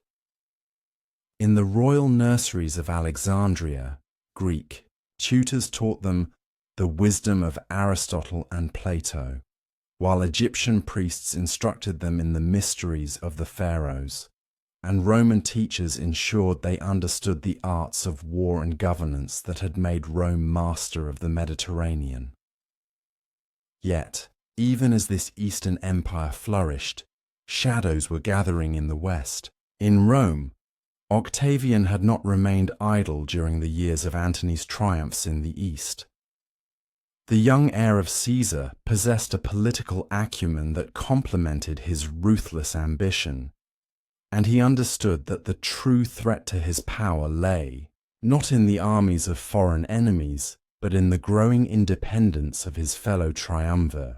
Each success of Antony in the East, each marriage alliance forged by Cleopatra, each triumph celebrated in Alexandria, was carefully noted by Octavian's agents and woven into a narrative of betrayal and foreign corruption that found eager listeners. Among the traditional families of Rome, the donations of Alexandria, that magnificent ceremony in which Antony distributed the kingdoms of the East among Cleopatra's children, marked the zenith of their joint power and the beginning of their downfall. In the great gymnasium of Alexandria, before assembled crowds of citizens and foreign ambassadors, Antony proclaimed Cleopatra the Queen of Kings and distributed among her children territories that stretched from the Euphrates to the Atlantic. To Caesarion, whom he acknowledged as the true son of Julius Caesar, he granted the kingdoms of Egypt and Cyprus. To Alexander Helios fell Armenia, Media, and the unconquered lands of Parthia, while his twin sister Cleopatra Selene received Cyrenaica, and Libya.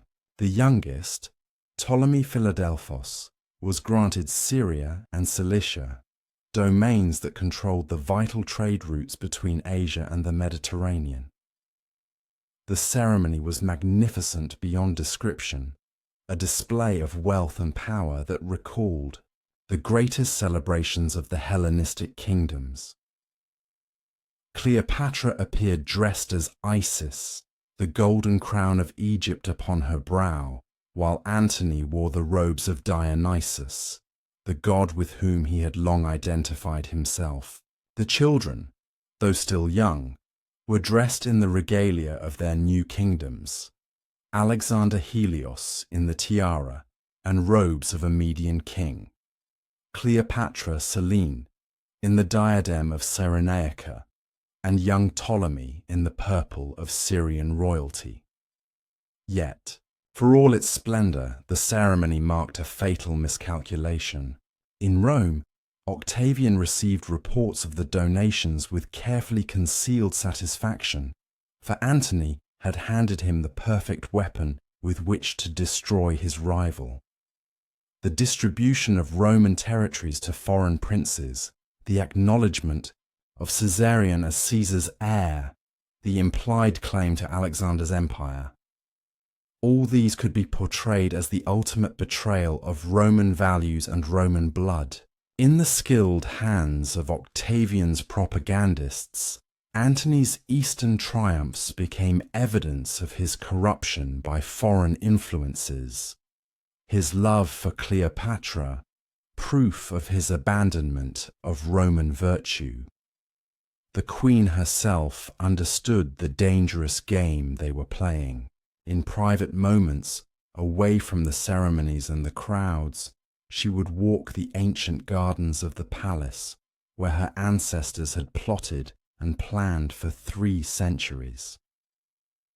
The ghosts of previous Ptolemies seemed to whisper warnings in the rustling of the papyrus and the splash of fountains fed by the sacred Nile. She had seen how quickly Roman favor could turn, how easily allies became enemies when the balance of power shifted. Yet she also knew that this was their moment, perhaps the last chance for Egypt to reclaim its place among the great powers of the world. Antony, for his part, found himself increasingly isolated from his Roman roots. The rough soldier who had once shared a tent with Caesar's legions now ruled from a palace whose luxury surpassed even the dreams of Crassus. His transformation was not merely one of circumstance, but of identity. The East had changed him in ways that went deeper than politics or strategy. He had found in Cleopatra not just a lover or an ally, but an equal whose intelligence and vision matched his own ambitions. Yet this very transformation made him vulnerable to the accusations of his enemies, who could point to his Eastern robes, his foreign court, his alien queen, as evidence of his fall from Roman grace. The letters that passed between Alexandria and Rome in these years reveal the growing tension between the two remaining triumvirs. Octavian's correspondence maintained the fiction of brotherly cooperation, while carefully documenting each perceived slight, each deviation from Roman custom, each sign of Antony's supposed corruption. Antony's replies grew increasingly defensive, then defiant, as he sought to justify policies that were, in truth, transforming him from a Roman general into an Eastern potentate. In the streets of Rome, Octavian's agents spread stories that grew more lurid with each telling. Antony had abandoned Roman discipline for Eastern luxury. He spent his days in drunken revelries, while barbarian kings mocked Roman weakness. He planned to move the capital of the empire to Alexandria and rule from the throne of the pharaohs. Most damaging of all, he had fallen under the spell of a foreign sorceress who sought to make herself Empress of Rome through the corruption of its greatest general. These stories found fertile ground among Romans, who had long harbored suspicions about Eastern influence.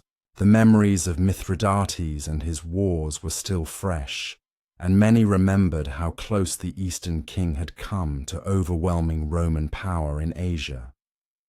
The thought that a Roman general might succeed where foreign enemies had failed, that he might use Roman legions to establish an Eastern empire independent of Rome, struck at the deepest fears of the senatorial class and the people alike. Yet the truth was more complex than either side would admit. Antony had not abandoned Rome for Egypt. He had sought to create a new kind of empire that would bind East and West in a synthesis greater than either alone. Cleopatra had not corrupted a Roman general.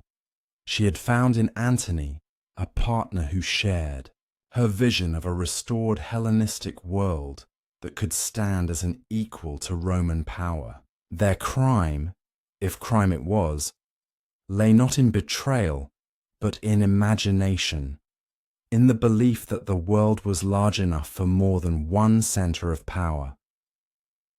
The final break came not through a single dramatic gesture, but through the gradual accumulation of slights, misunderstandings, and irreconcilable differences that had been building for years. Octavian, now styling himself as the defender of Roman tradition against Eastern corruption, began to prepare for war with the methodical patience that characterized all his political moves.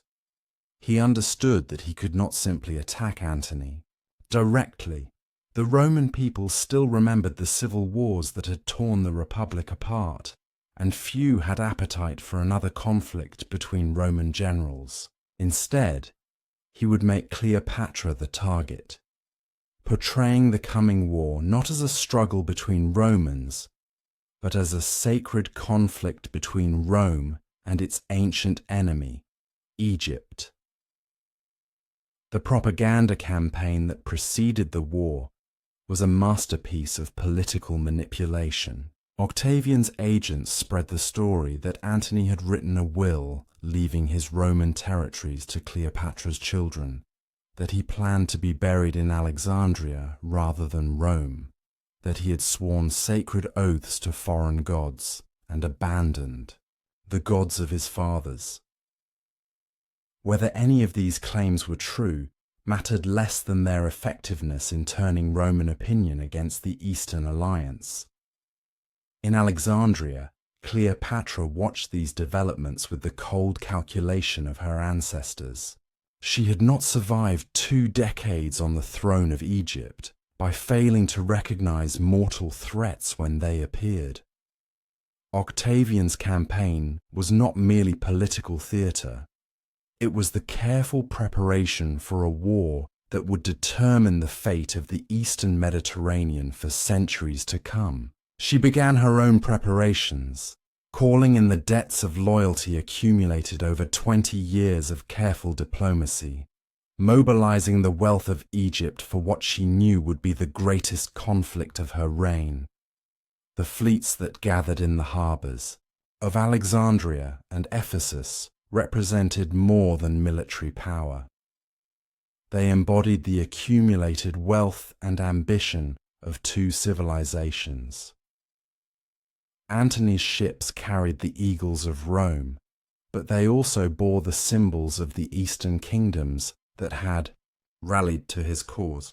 Armenian gold funded their construction, Syrian timber formed their hulls, and the finest craftsmen of Asia equipped them with rams and artillery engines that rivaled anything in the Roman arsenal.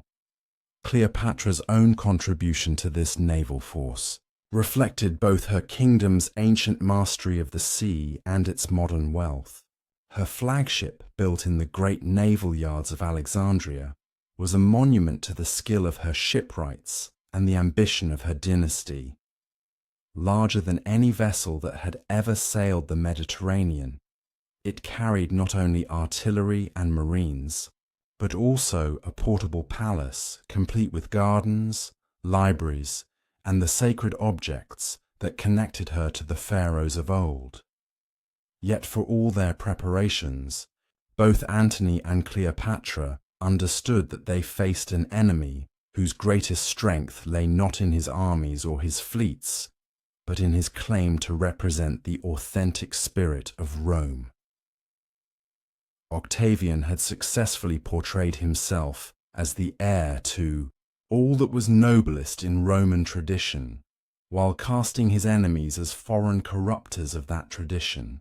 This narrative gave him a moral authority that no amount of military success could easily overcome.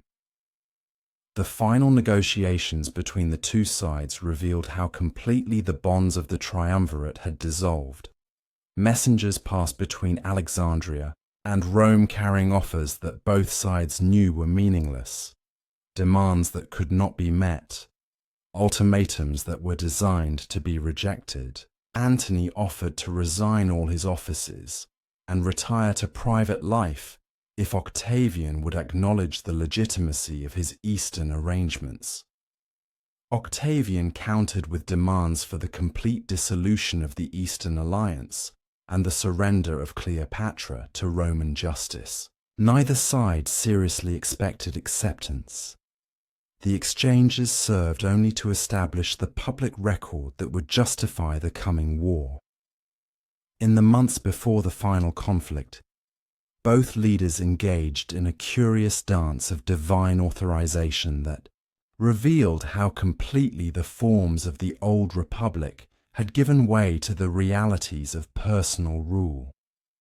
Octavian consulted the Sibylline books and proclaimed that the gods of Rome had blessed his cause, while Antony sought the approval of the Eastern deities and declared himself the chosen of Dionysus and Alexander. Cleopatra, drawing upon traditions that stretched back to the dawn of Egyptian civilization, performed the ancient rituals that connected the pharaoh to the cosmic order and proclaimed herself the living incarnation of Isis, the divine mother, whose protection extended over all her people. These religious ceremonies were more than mere propaganda. They reflected a genuine belief on all sides that the coming conflict would determine not just the political future of the Mediterranean world, but its spiritual destiny as well. For Octavian, victory would confirm Rome's divine mission to rule the civilized world under the protection of Jupiter and the traditional gods. For Antony and Cleopatra, success would restore the ancient balance between East and West, allowing the older wisdom of Egypt and Greece to flourish alongside Roman power. The armies that assembled for this final confrontation represented not just military forces, but entire civilizations preparing for war. Octavian's legions carried with them the disciplined traditions of Roman warfare, refined through centuries of conquest and strengthened by the loyalty that bound citizen soldiers to their commanders and their state. Yet they also bore the burden of expectation, for Roman arms had never failed in a final test of strength, and defeat would call into question the very foundations upon which Roman supremacy rested.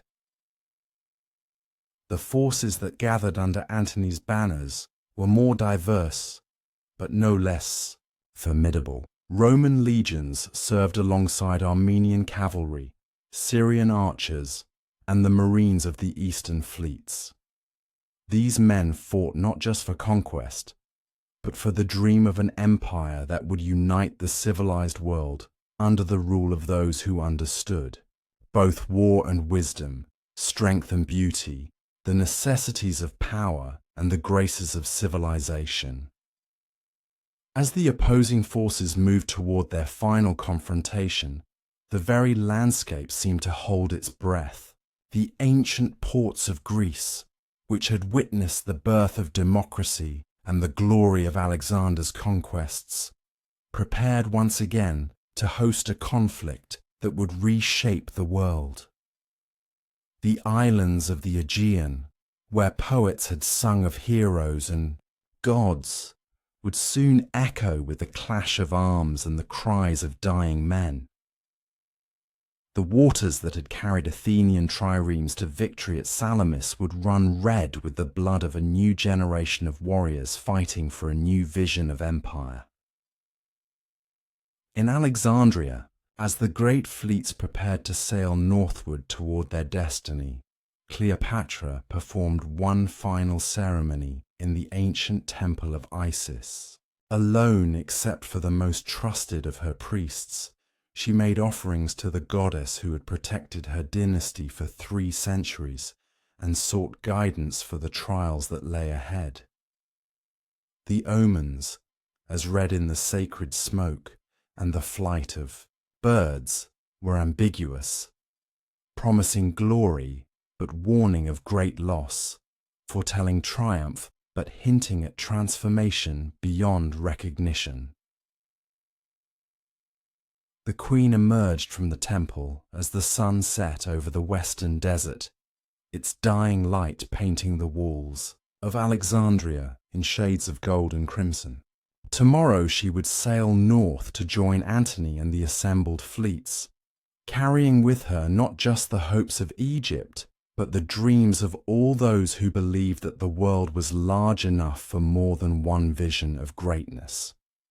Behind her, the great lighthouse began its nightly vigil, its beams sweeping across waters that would soon bear witness to the final act in the drama that had begun when a young princess first entered the palace of Julius Caesar, hidden in a carpet, carrying nothing but her wit, her courage, and her unshakable belief that Egypt's ancient glory could be restored.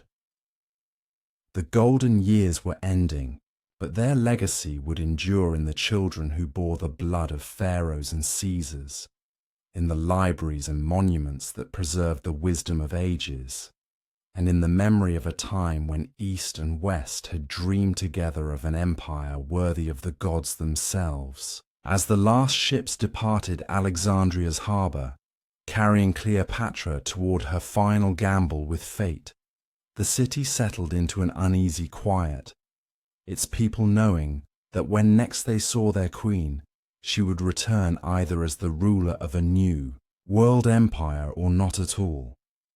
The stage was set for the greatest naval battle in the history of the ancient world, a confrontation that would determine whether the future belonged to the disciplined traditions of Rome or the golden dreams of the Hellenistic East.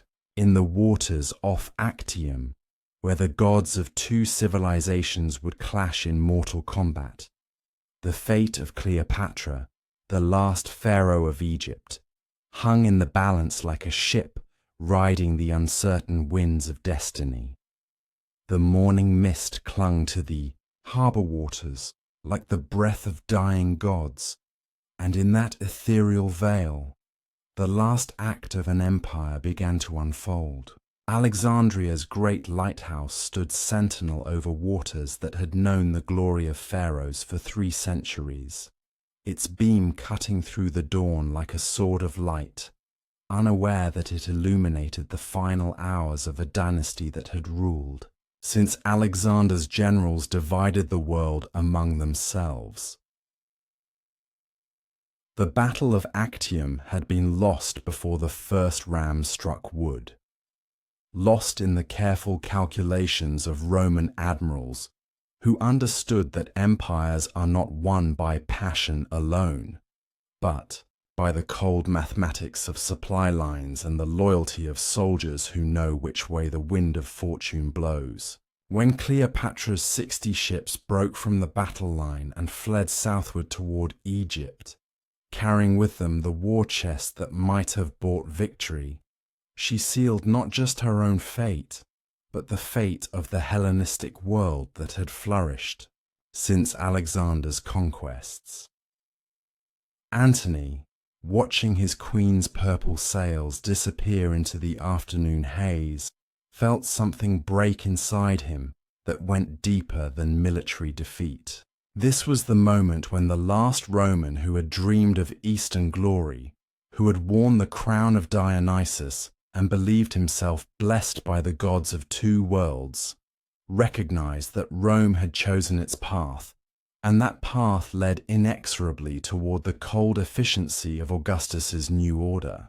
With a gesture that spoke of desperation and love in equal measure, he abandoned his flagship and followed Cleopatra into exile. The aftermath of Actium rippled across the Mediterranean like the wake of a sinking ship. In Alexandria, the news arrived before the royal couple, carried by swift merchantmen who had witnessed the battle from a distance. The great city, which had weathered storms and sieges for 3 centuries, began the subtle process of accommodation that marks the end of all empires. Courtiers who had proclaimed Cleopatra a goddess began to remember their Roman connections. Merchants who had grown rich on Egyptian grain started calculating the cost of loyalty versus the price of survival. Yet in the palace overlooking the harbour, in the rooms where Ptolemy I had first held court after Alexander's death, Cleopatra VII maintained the fiction of sovereignty with a dignity that impressed even her enemies. She received petitions, settled disputes, and continued the elaborate ceremonials of Egyptian kingship as if the world had not shifted beneath her feet. Perhaps she understood that queenship is sometimes less about power than about the performance of power, that a crown retains its meaning only as long as those who wear it refuse to acknowledge its fragility. The winter months that followed Actium passed like a fever dream, marked by frantic diplomacy and desperate gambits. Cleopatra sent envoys to Octavian bearing gifts that spoke of Egypt's legendary wealth: pearls the size of bird eggs, gold masks of pharaohs, emeralds from mines near the Red Sea that had supplied the temples for 1,000 years. Each embassy carried the same message. Egypt would be a loyal ally, a source of grain and treasure, a jewel in Rome's crown, if only its queen might be permitted to rule as a client monarch. But Octavian, the future Augustus, had learned well the lessons of Julius Caesar's clemency. He understood that living legends are dangerous, that Cleopatra would always be a focus for those who remembered when Rome had kings rather than emperors, when the Mediterranean world was divided among equals rather than ruled by a single power. His responses to her embassies were polite, non-committal, and as cold as winter rain on marble. He spoke of friendship and peace while his legions prepared for the march to Alexandria. In the palace, Antony wrestled with demons that wine could no longer quiet. The man who had once stridden across battlefields like a colossus, who had received the submission of Eastern kings and the adoration of Roman crowds, found himself reduced to the status of a dependent, living on Cleopatra's bounty and waiting for word from a world that no longer needed him. He spent long hours in the gymnasium, training with a sword he might never draw in earnest, or wandering the palace gardens where sphinxes gazed with stone eyes that seemed to hold more life than his own. Cleopatra, meanwhile, began the most audacious project of her reign, the preparation of her own legend.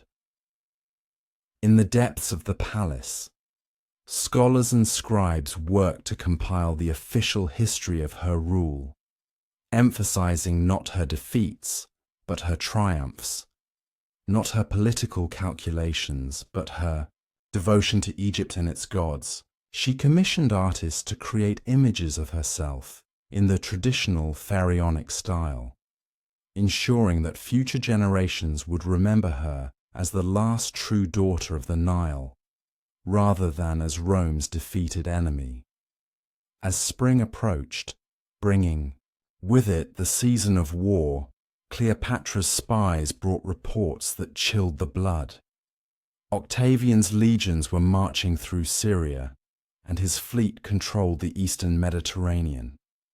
More ominously, Egyptian commanders who had once sworn loyalty unto death were sending secret messages to the Roman camp, offering their services to the coming conqueror.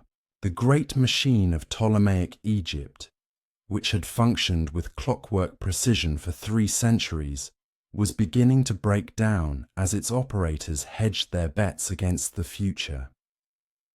In her private chambers, Cleopatra opened the secret chests that held the ultimate symbols of her power: the crown of Upper Egypt with its cobra goddess, the crook and flail of the pharaohs, the ceremonial beard that marked her as the heir of divine kings.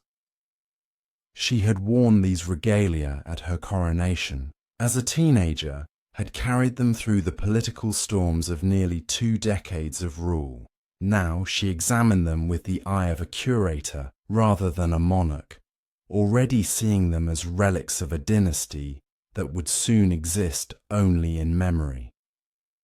The mood in Alexandria during those final months was strange and dreamlike, as if the entire city existed in the space between one heartbeat and the next. The markets still functioned. Ships still arrived with goods from Upper Egypt and Nubia. Scholars still debated in the halls of the great library. Yet everyone understood that they were living through an ending, that the world they had known was dissolving like salt in water, leaving behind only the bitter taste of what had been lost. Cleopatra's children, the hope of her dynasty, became pawns in increasingly desperate negotiations. Caesarion, now 17, and bearing an uncomfortable resemblance to his supposed father, was sent away from Alexandria under cover of darkness, accompanied by loyal guards who had orders to take him to India if Egypt fell. Alexander Helios and Cleopatra Selene, the twins born of her union with Antony, remained at court, their presence a reminder of the dreams that had brought their parents together and the reality that would soon tear them apart. In the early summer of 30th BCE, as the Nile began its annual flood and the temples prepared for the festivals that marked the renewal of life, Octavian's army appeared on the eastern approaches to Alexandria. His legions, hardened by years of civil war and unified by the promise of plunder, spread across the delta like a tide of steel and leather. The sight of Roman eagles gleaming in the Egyptian sun marked the end of the Hellenistic age and the beginning of a new era in which the Mediterranean would acknowledge only one master. The siege of Alexandria began not with the clash of arms, but with the silence of abandonment. One by one, the Egyptian commanders who had sworn oaths of loyalty in the ancient manner, cutting their palms and letting their blood drip onto sacred ground, sent messages to Octavian's camp offering to open the gates of their sectors. The walls that had protected the city since its founding began to seem less like fortifications than like the bars of a magnificent cage, beautiful but ultimately inescapable. Cleopatra received each report of betrayal with the stoic composure that had marked her throughout her reign. But those closest to her could see the weight of each defection in the way her shoulders curved inward, in the manner she held her head, as if the crown of Egypt had grown too heavy for mortal flesh to bear. She had played the great game of Mediterranean politics for nearly 20 years, had outwitted Roman generals and Eastern kings, had turned Egypt from a declining dynasty into a power that Rome itself had courted.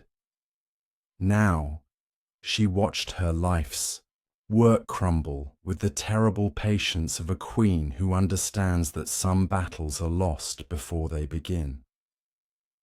Antony, meanwhile, had found in the approach of doom a kind of peace that had eluded him since Actium.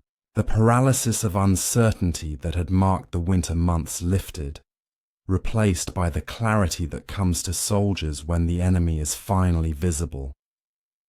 He spent his days inspecting the defences, encouraging the guards who remained loyal, and planning desperate sorties that everyone knew would be his last gifts to the legend of Roman courage. In his eyes, observers noted, there was something almost like relief, as if he welcomed the chance to die as a warrior rather than live as a dependent.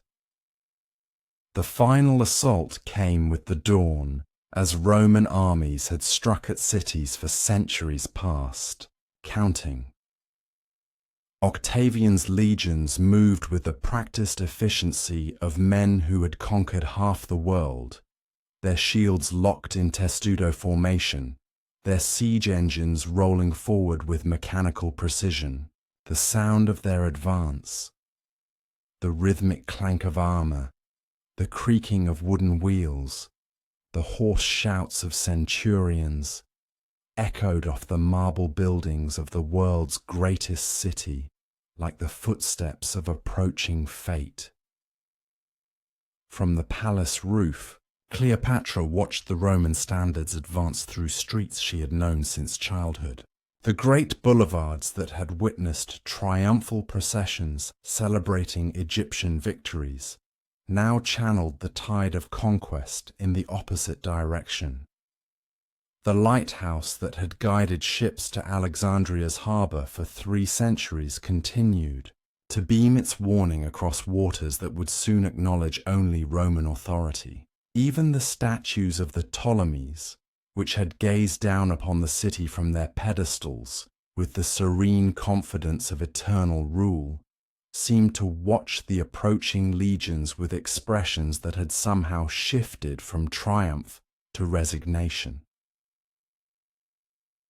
The defense of Alexandria was brief but fierce, marked by acts of individual heroism that would be remembered long after the political currents that had caused them were forgotten. Egyptian soldiers, fighting for a queen they revered as a goddess and a dynasty they had served for generations, made the Romans pay in blood for every street, every plaza, every temple that fell. Antony led charge after charge with the desperate valor of a man who sought death as eagerly as victory, his sword flashing in the Mediterranean sun as he carved through enemy ranks with the skill that had once made him the terror of eastern battlefields. But individual courage, however magnificent, could not prevail against the organized might of Rome. By midday, Octavian's forces had fought their way to the palace district, and the sound of Roman horns echoing through the corridors that had once resounded with Egyptian music announced the end of 3 centuries of Ptolemaic rule. The great experiment begun by Alexander's general, the attempt to blend Greek learning with Egyptian tradition under the rule of philosopher kings, had finally met the practical brutality of Roman ambition. In the palace, as the sounds of battle grew closer, Cleopatra made the preparations that would transform her death into legend. She dismissed her remaining servants, keeping only her most trusted companions, Iras and Charmian, the women who had shared her exile and her triumphs, who had learned to see the world through a queen's eyes and understood that some performances require the ultimate sacrifice. Together they retired to Cleopatra's private chambers, the rooms where she had plotted with Caesar, loved Antony, and ruled an empire that stretched from the cataracts of the Nile to the shores of the Mediterranean. The sea. Details of Antony's end came to her through a messenger whose hands shook as he delivered his report. The last Roman triumvir, believing falsely that his queen had already chosen death rather than captivity, had fallen upon his sword in the manner of his ancestors. But even in dying, fate denied him the clean ending he sought. Mortally wounded, but still alive, he had begged to be carried to Cleopatra's presence, had died in her arms speaking words of love and loss that those who heard them would never forget. His blood stained the marble floors where pharaohs had walked, marking the end of the Roman dream of the Eastern Empire. Octavian, when he entered the palace that evening, found it almost empty, its vast halls echoing with the weight of departed glory. The treasures remained, gold and silver accumulated over centuries, works of art that represented the pinnacle of ancient craftsmanship, libraries containing the wisdom of ages. But the living heart of Ptolemaic Egypt had withdrawn to its final redoubt. The future emperor, walking through rooms where his adoptive father had once been welcomed as an ally, must have felt the peculiar melancholy that comes to conquerors when they realize that some victories are also endings. The negotiations that followed had the formal character of diplomatic theatre, though both participants understood that the real decisions had already been made. Octavian, through intermediaries, offered Cleopatra the standard terms extended to defeated royalty: comfortable exile, perhaps in Greece or Asia Minor, with a pension adequate to maintain the dignity of her rank. She could live out her days as a curiosity, a former queen to be pointed out at Roman dinner parties, her presence a reminder of the exotic lands that had bowed to Rome's authority. Cleopatra's response carried the measured dignity that had marked her throughout the crisis. She would consider Octavian's generous offer, she replied, but first she must complete certain religious obligations owed to the gods of Egypt and the spirits of her ancestors. Such consideration was only proper, the Roman agreed, understanding that defeated enemies were often granted time to arrange their affairs before beginning their journey into honorable captivity. What he failed to grasp was that Cleopatra had never intended to outlive her kingdom, that she had begun planning her exit from the world's stage the moment Roman eagles appeared on Alexandria's horizon. The final day of Cleopatra's reign dawned, clear and bright, with the kind of crystalline light that makes the Mediterranean world seem eternal despite all evidence of change and loss. She rose early, as had been her custom throughout her life, and performed the morning rituals that connected her to 30 generations of pharaohs. She offered incense to Isis, recited the prayers that affirmed the divine nature of Egyptian kingship, and donned the ceremonial garments that marked her as the last link in a chain stretching back to the builders of the pyramids. In the hours before her death, Cleopatra VII became fully herself for perhaps the first time since childhood, stripped of the political calculations that had governed every moment of her adult life, freed from the necessity of pleasing allies and intimidating enemies. She could finally attend to the business of creating the legend that would outlive empires. She bathed in water scented with oils from the gardens of the palace, dressed her hair in the style of her ancestors, and adorned herself with jewels that had been worn by queens since the time of the pyramid builders. The choice of her final costume had been made with the careful attention to symbolism that had marked all her great political performances. She wore the traditional dress of an Egyptian queen, its linen fabric as white as the sacred ibis, its gold thread catching the light like captured sunbeams.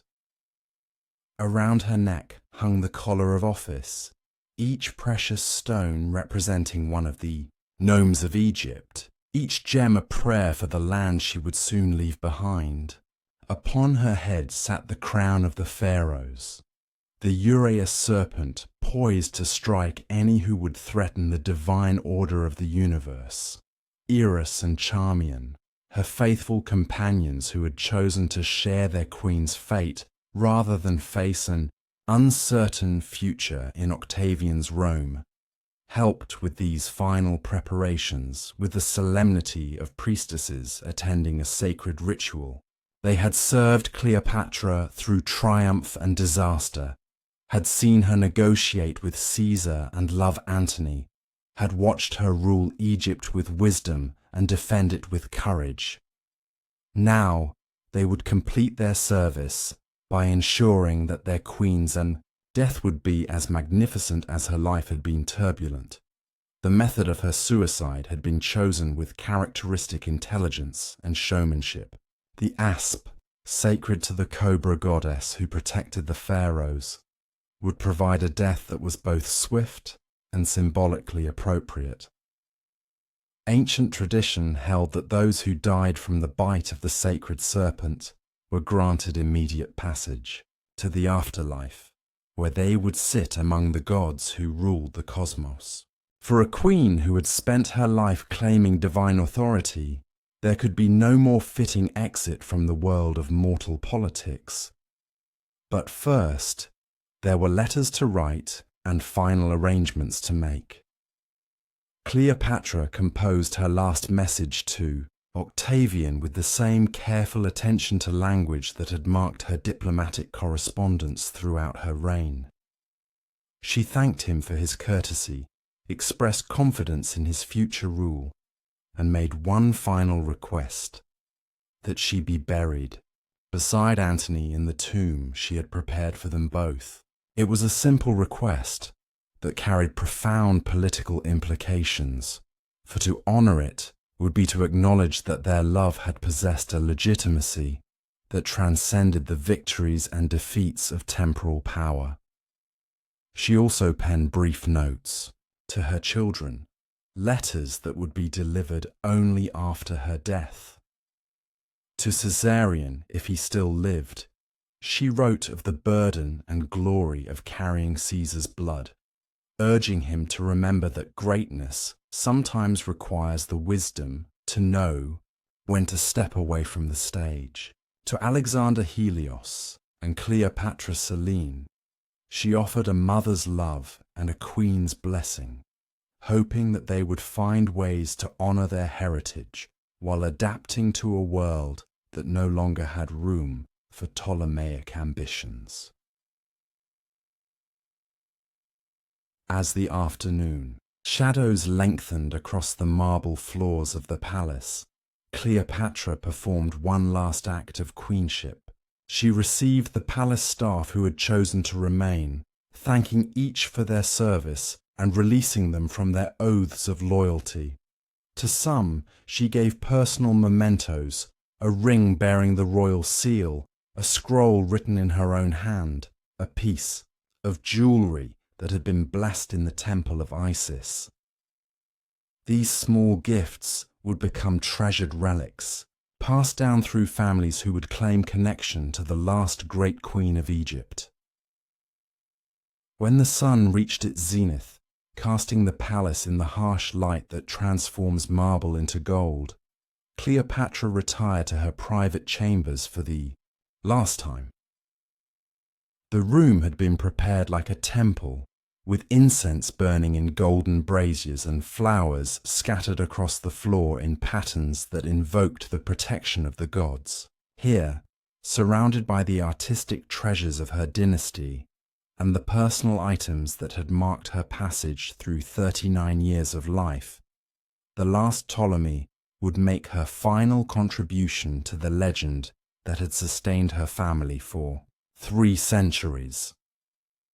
The arrival of the asp, concealed in a basket of figs as ancient sources record, marked the beginning of the most carefully choreographed death in the history of royal theatre.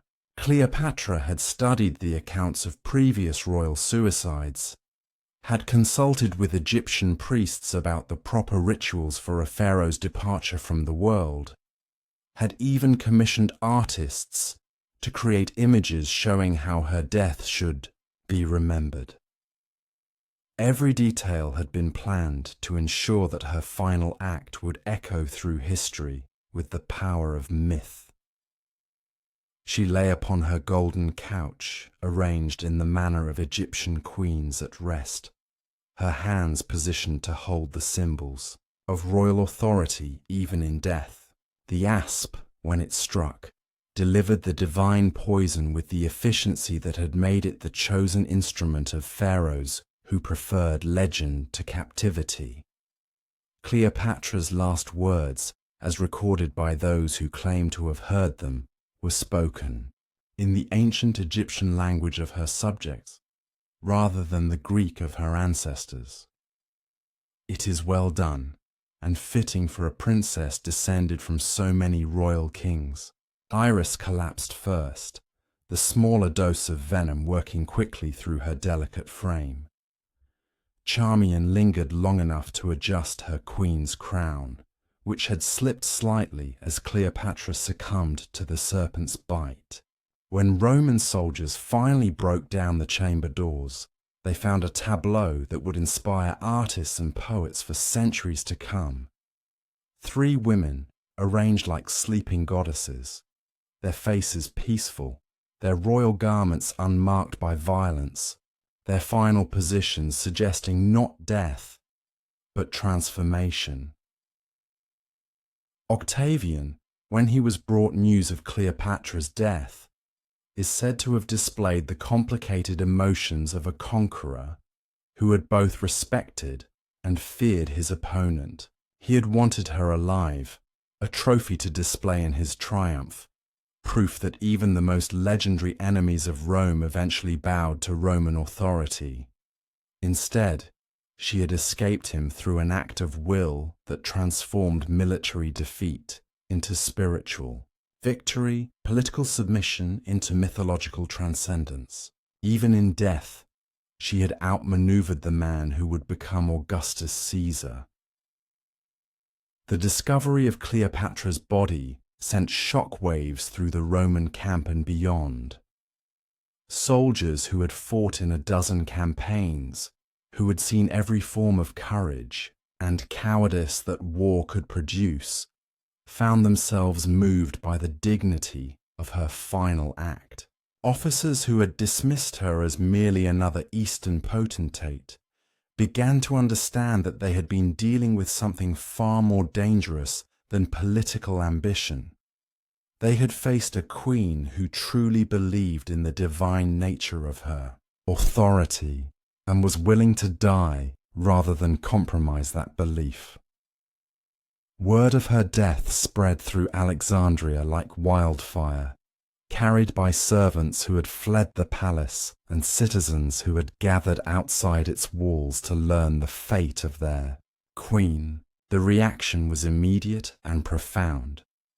In the streets, Egyptians wept openly for the woman who had been their pharaoh, their goddess, their last link to the glorious past, when Egypt had been a power among nations rather than a province of Rome.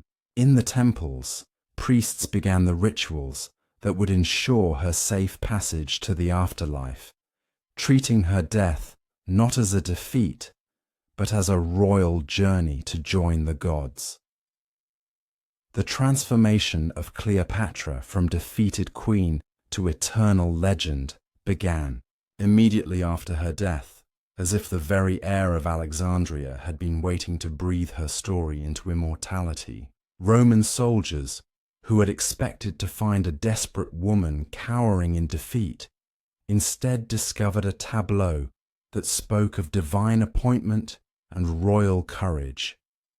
The image of the dead queen, crowned and jeweled, lying in state like a goddess at rest, would haunt the imperial imagination for generations to come. Octavian faced a delicate problem in the aftermath of his victory. He had gained Egypt, the richest prize in the Mediterranean world, but he had lost the trophy that would have made his triumph complete. A living Cleopatra, displayed in chains through the streets of Rome, would have satisfied the bloodthirsty crowds who delighted in seeing foreign royalty humbled. A dead Cleopatra, especially one who had chosen the manner and timing of her death, became something far more dangerous.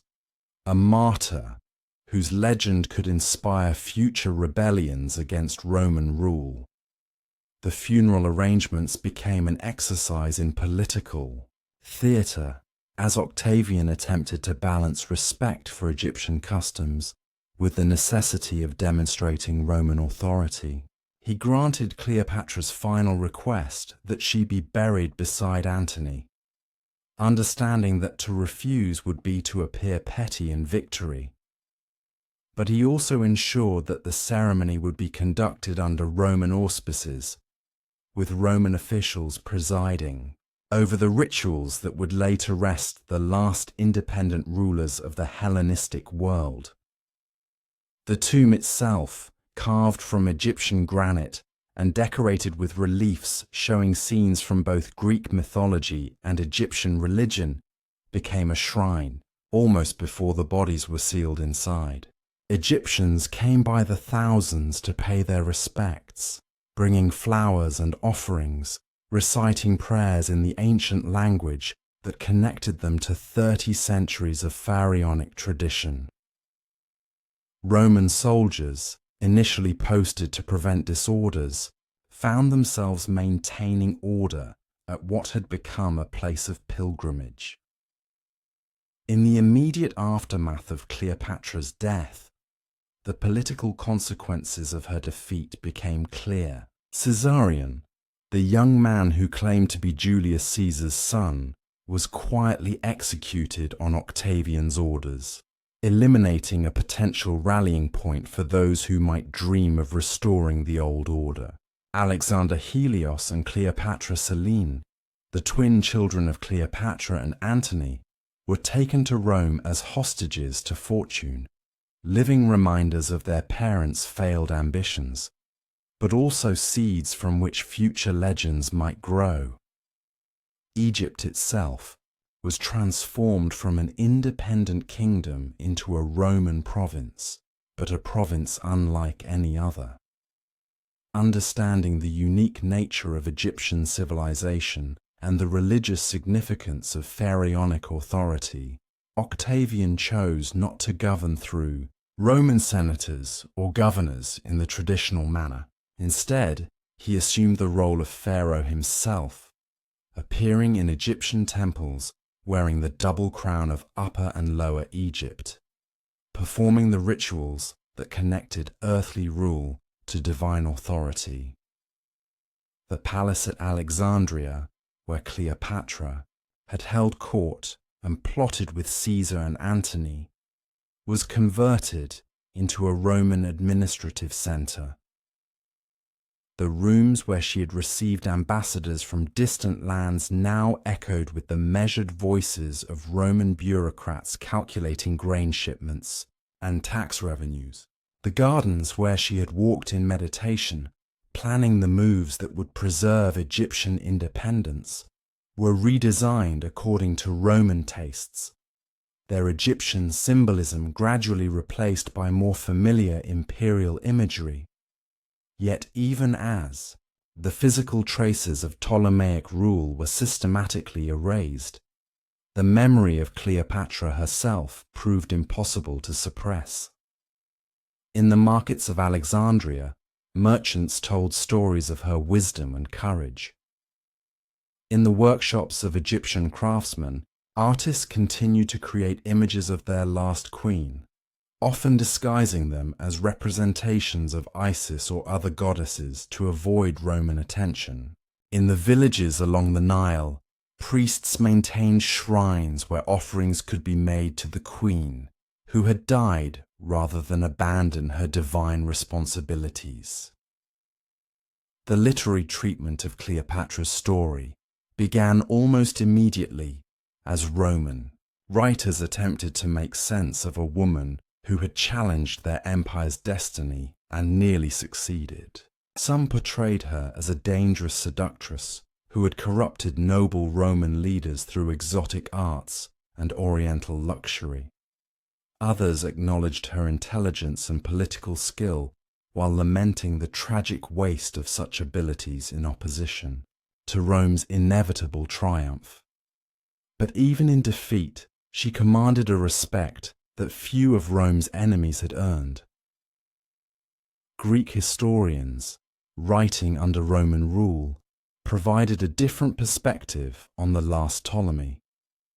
They emphasized her connection to Alexander's legacy, her patronage of learning and the arts, her attempts to maintain Greek culture in an increasingly Roman world. For them, Cleopatra represented not just the end of Egyptian independence, but the conclusion of the Hellenistic age itself, the final chapter in the story that had begun when Alexander's generals divided his conquests among themselves. Egyptian sources, when they dared to address the subject at all, treated Cleopatra's death as a religious mystery rather than a political event. In their accounts, she had completed the journey that all pharaohs must make, returning to the gods who had appointed her as their earthly representative. Her suicide was not seen as an admission of defeat, but as a rejection of worldly compromise A demonstration that some obligations transcend the calculations of temporal power. As the years passed and Octavian transformed himself into Augustus, the first Roman emperor, the story of Cleopatra evolved into something larger than historical fact. She became a symbol of the exotic East that Rome had conquered but never quite tamed, of feminine power in a world dominated by masculine force, of the tragic beauty that results when individual brilliance collides with historical inevitability. Poets who had never seen Egypt wrote of her beauty. Philosophers who had never studied Egyptian religion speculated about her wisdom, and historians who had never witnessed royal suicide debated the meaning of her death. The children of her union, with Antony, carried fragments of her legend into the Roman world itself. Cleopatra Selina, named for the moon goddess, was married to Juba II of Mauritania, where she ruled as queen and attempted to recreate some aspects of Ptolemaic court culture in North Africa. Her coins bore images that recalled her mother's regalia, and her patronage of Greek learning echoed the intellectual traditions of Alexandria. Through her, something of Cleopatra's vision survived, transplanted to new soil, but retaining the essential characteristics that had marked the last great flowering of Hellenistic civilization. In Alexandria itself, the great library that had been Cleopatra's pride gradually declined under Roman administration. The scholars who had once debated the nature of reality and the structure of the cosmos found their work directed toward more practical concerns: engineering projects, military, logistics, the efficient extraction of Egypt's agricultural wealth for Roman consumption. The spirit of inquiry that had driven Ptolemaic patronage of learning gave way to the organized efficiency that marked all aspects of Roman governance. Yet even as the institutional framework of her reign disappeared, Cleopatra's personal legend continued to grow. Travelers to Egypt sought out the sites associated with her life: the palace where she had entertained Caesar, the harbor where she had met Antony, the tomb where she lay beside her Roman lover. These pilgrims, Roman and Greek and Egyptian alike, came not to study history, but to touch something larger than history, to connect themselves to a story that had transcended the political circumstances that had created it. In the centuries that followed her death, Cleopatra VII, Cleopatra underwent a transformation that would have amazed even her, who had understood so well the power of carefully crafted legend. She evolved from historical figure to mythological archetype, from defeated queen to eternal symbol of feminine power and exotic wisdom. Each age that discovered her story anew found in her life a reflection of its own dreams and fears, its own understanding of what it meant to rule and to love and to choose death over compromise. The early Christian writers, grappling with questions of earthly versus heavenly authority, found in Cleopatra a complex figure who embodied both the seductive danger of worldly power and the tragic nobility of those who refused to bend their will to superior force. Her suicide, so problematic from a Christian perspective, was nevertheless admired as an act of spiritual integrity, a demonstration that some principles are worth more than life itself. In their accounts, she became a precursor to the Christian martyrs who would choose death rather than deny their faith.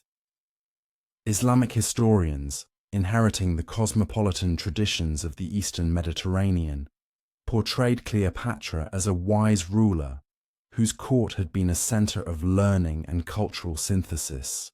They emphasized her patronage of scholarship, her knowledge of multiple languages, her attempts to create a model of governance that could accommodate diverse peoples and traditions. In their writings, she appeared less as Rome's enemy than as a philosopher queen whose vision had been too advanced for her time. Medieval European chroniclers, working from fragments of classical sources and their own imaginations, transformed Cleopatra into a figure from Romance literature. She became the archetypal foreign queen, beautiful and dangerous, whose love affairs with Roman leaders were seen as both political strategies and genuine passions. The complexity of her actual political situation was simplified into narratives of seduction and betrayal that reflected medieval understanding of how women exercised power in a masculine world. Renaissance artists and writers, rediscovering the classical sources with fresh eyes, found in Cleopatra a subject that allowed them to explore themes of power, love, and artistic patronage that resonated with their own experience of Italian court culture. She became a model for the powerful women who shaped Renaissance politics, a demonstration that feminine intelligence could compete successfully with masculine force, at least for a time. Her court at Alexandria was reimagined as a Renaissance palace, filled with artists and scholars pursuing the kind of cultural synthesis that marked the age's greatest achievements. The great dramatists of the early modern period found in Cleopatra's story the perfect material for exploring the tension between public duty and private passion that obsessed their audiences. Shakespeare's portrayal, perhaps the most influential interpretation ever created, emphasized the tragic nobility of lovers who chose to follow their hearts, even when reason counseled submission to political necessity.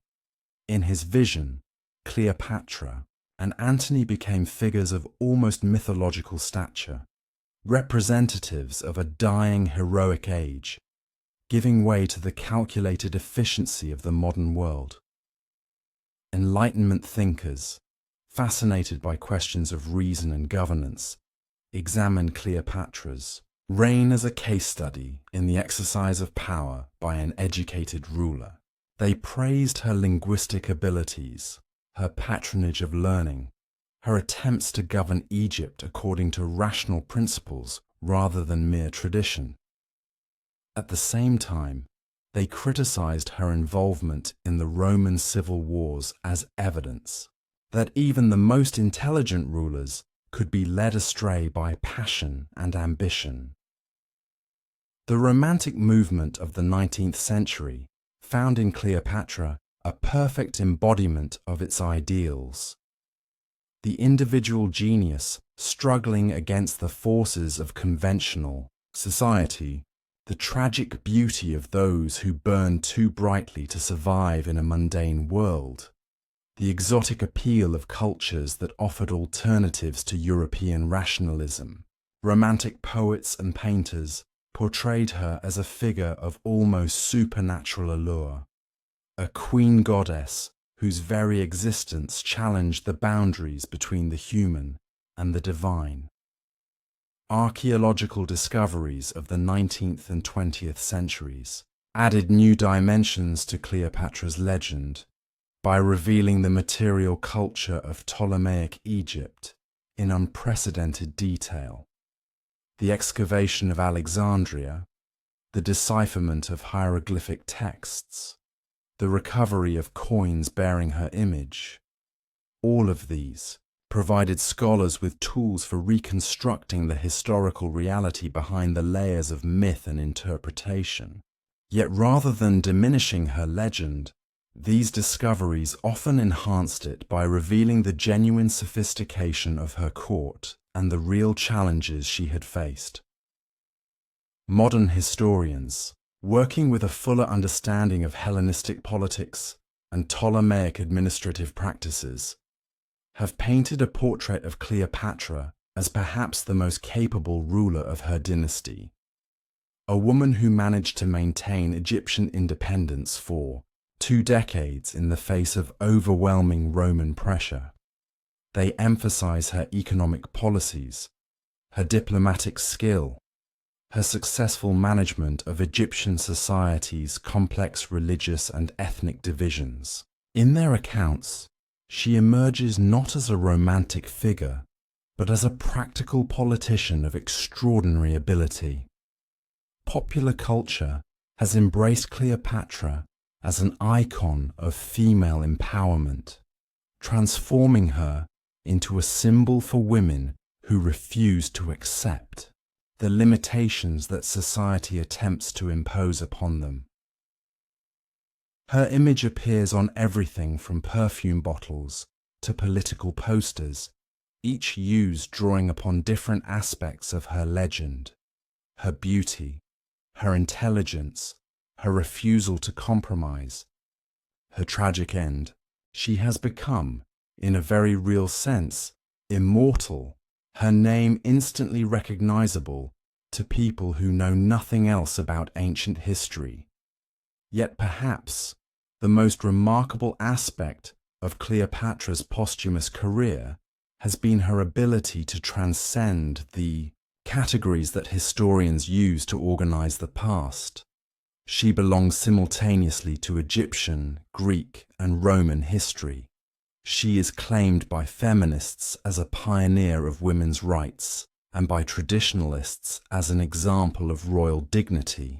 She appears in children's books as an exotic fairy tale queen, and in scholarly monographs as a case study in Hellenistic politics. Her story has proven elastic enough to accommodate radically different interpretations while retaining its essential power to fascinate and inspire. The search for her tomb, which has occupied archaeologists for more than a century, has become almost a quest for the Holy Grail, a pursuit that seems to matter more for its symbolic value than for any practical archaeological knowledge it might yield. Each new theory about the location of her burial place generates worldwide attention, as if the discovery of her earthly remains might somehow validate or complete her legend. But perhaps the real tomb of Cleopatra is not hidden beneath Egyptian sand, but preserved in the collective imagination of humanity, where her story continues to live and grow. In this sense, Cleopatra achieved a kind of immortality that would have been familiar to her ancient world, where the greatest honor that could be accorded to mortals was to have their deeds remembered and celebrated by future generations. She had understood, even as she planned her suicide, that death could be transformed into victory if it was staged properly, if it embodied principles that would resonate with people far removed from the political circumstances that had created the crisis. Her final performance, played to an audience of 3 but designed for the judgment of history, had succeeded beyond her wildest dreams. The queen who had failed to save her kingdom had succeeded in creating something more durable than any political arrangement, a story that continues to speak to human hearts across the centuries, a reminder that individual courage and intelligence can matter even in the face of overwhelming force, a demonstration that some things, love, loyalty, the refusal to compromise one's essential nature, are indeed worth more than life itself. In death, Cleopatra had found the victory that had eluded her in life, proving that legends, once properly established, are more powerful than armies. And so the last queen of Egypt passed into that realm where time holds no dominion, where the Nile flows backward toward its source, where the stars remember the names of those who dare to call themselves divine. The palace that had known her footsteps crumbled into dust. The library that had flourished under her patronage was scattered to the winds. The very lighthouse that had guided ships to her harbour toppled into the sea that had witnessed her triumphs and her sorrows. Yet something of Cleopatra endures, woven into the fabric of human memory, like gold thread through linen, imperishable and bright. Her name is whispered by lovers who swear eternal devotion, spoken by queens who understand the burden of the crown, remembered by scholars who seek wisdom in the ruins of the past. She has become the eternal feminine, the undying symbol of those who choose passion over prudence, courage over comfort, legend over life. In the desert where her kingdom once flourished, the wind still carries echoes of her voice, now commanding fleets to battle, now reciting poetry in the gardens of memory, now breathing her last words of defiance into the silence of eternity. The sand shifts and settles, covering the foundations of her palaces, but it cannot bury the dreams she dreamed or the love she dared to place above the calculations of empire. Her children are dust. Her enemies are forgotten. The Rome that conquered her has itself passed into history. But Cleopatra VII, Cleopatra, lover of her country, remains, not in any tomb that archaeologists might discover, but in the immortal realm where stories live forever, where queens never die, where the last pharaoh of Egypt still wears her crown of stars and watches over the land she loved more than life itself. The river remembers. The stars remember. And in their remembering, she lives still.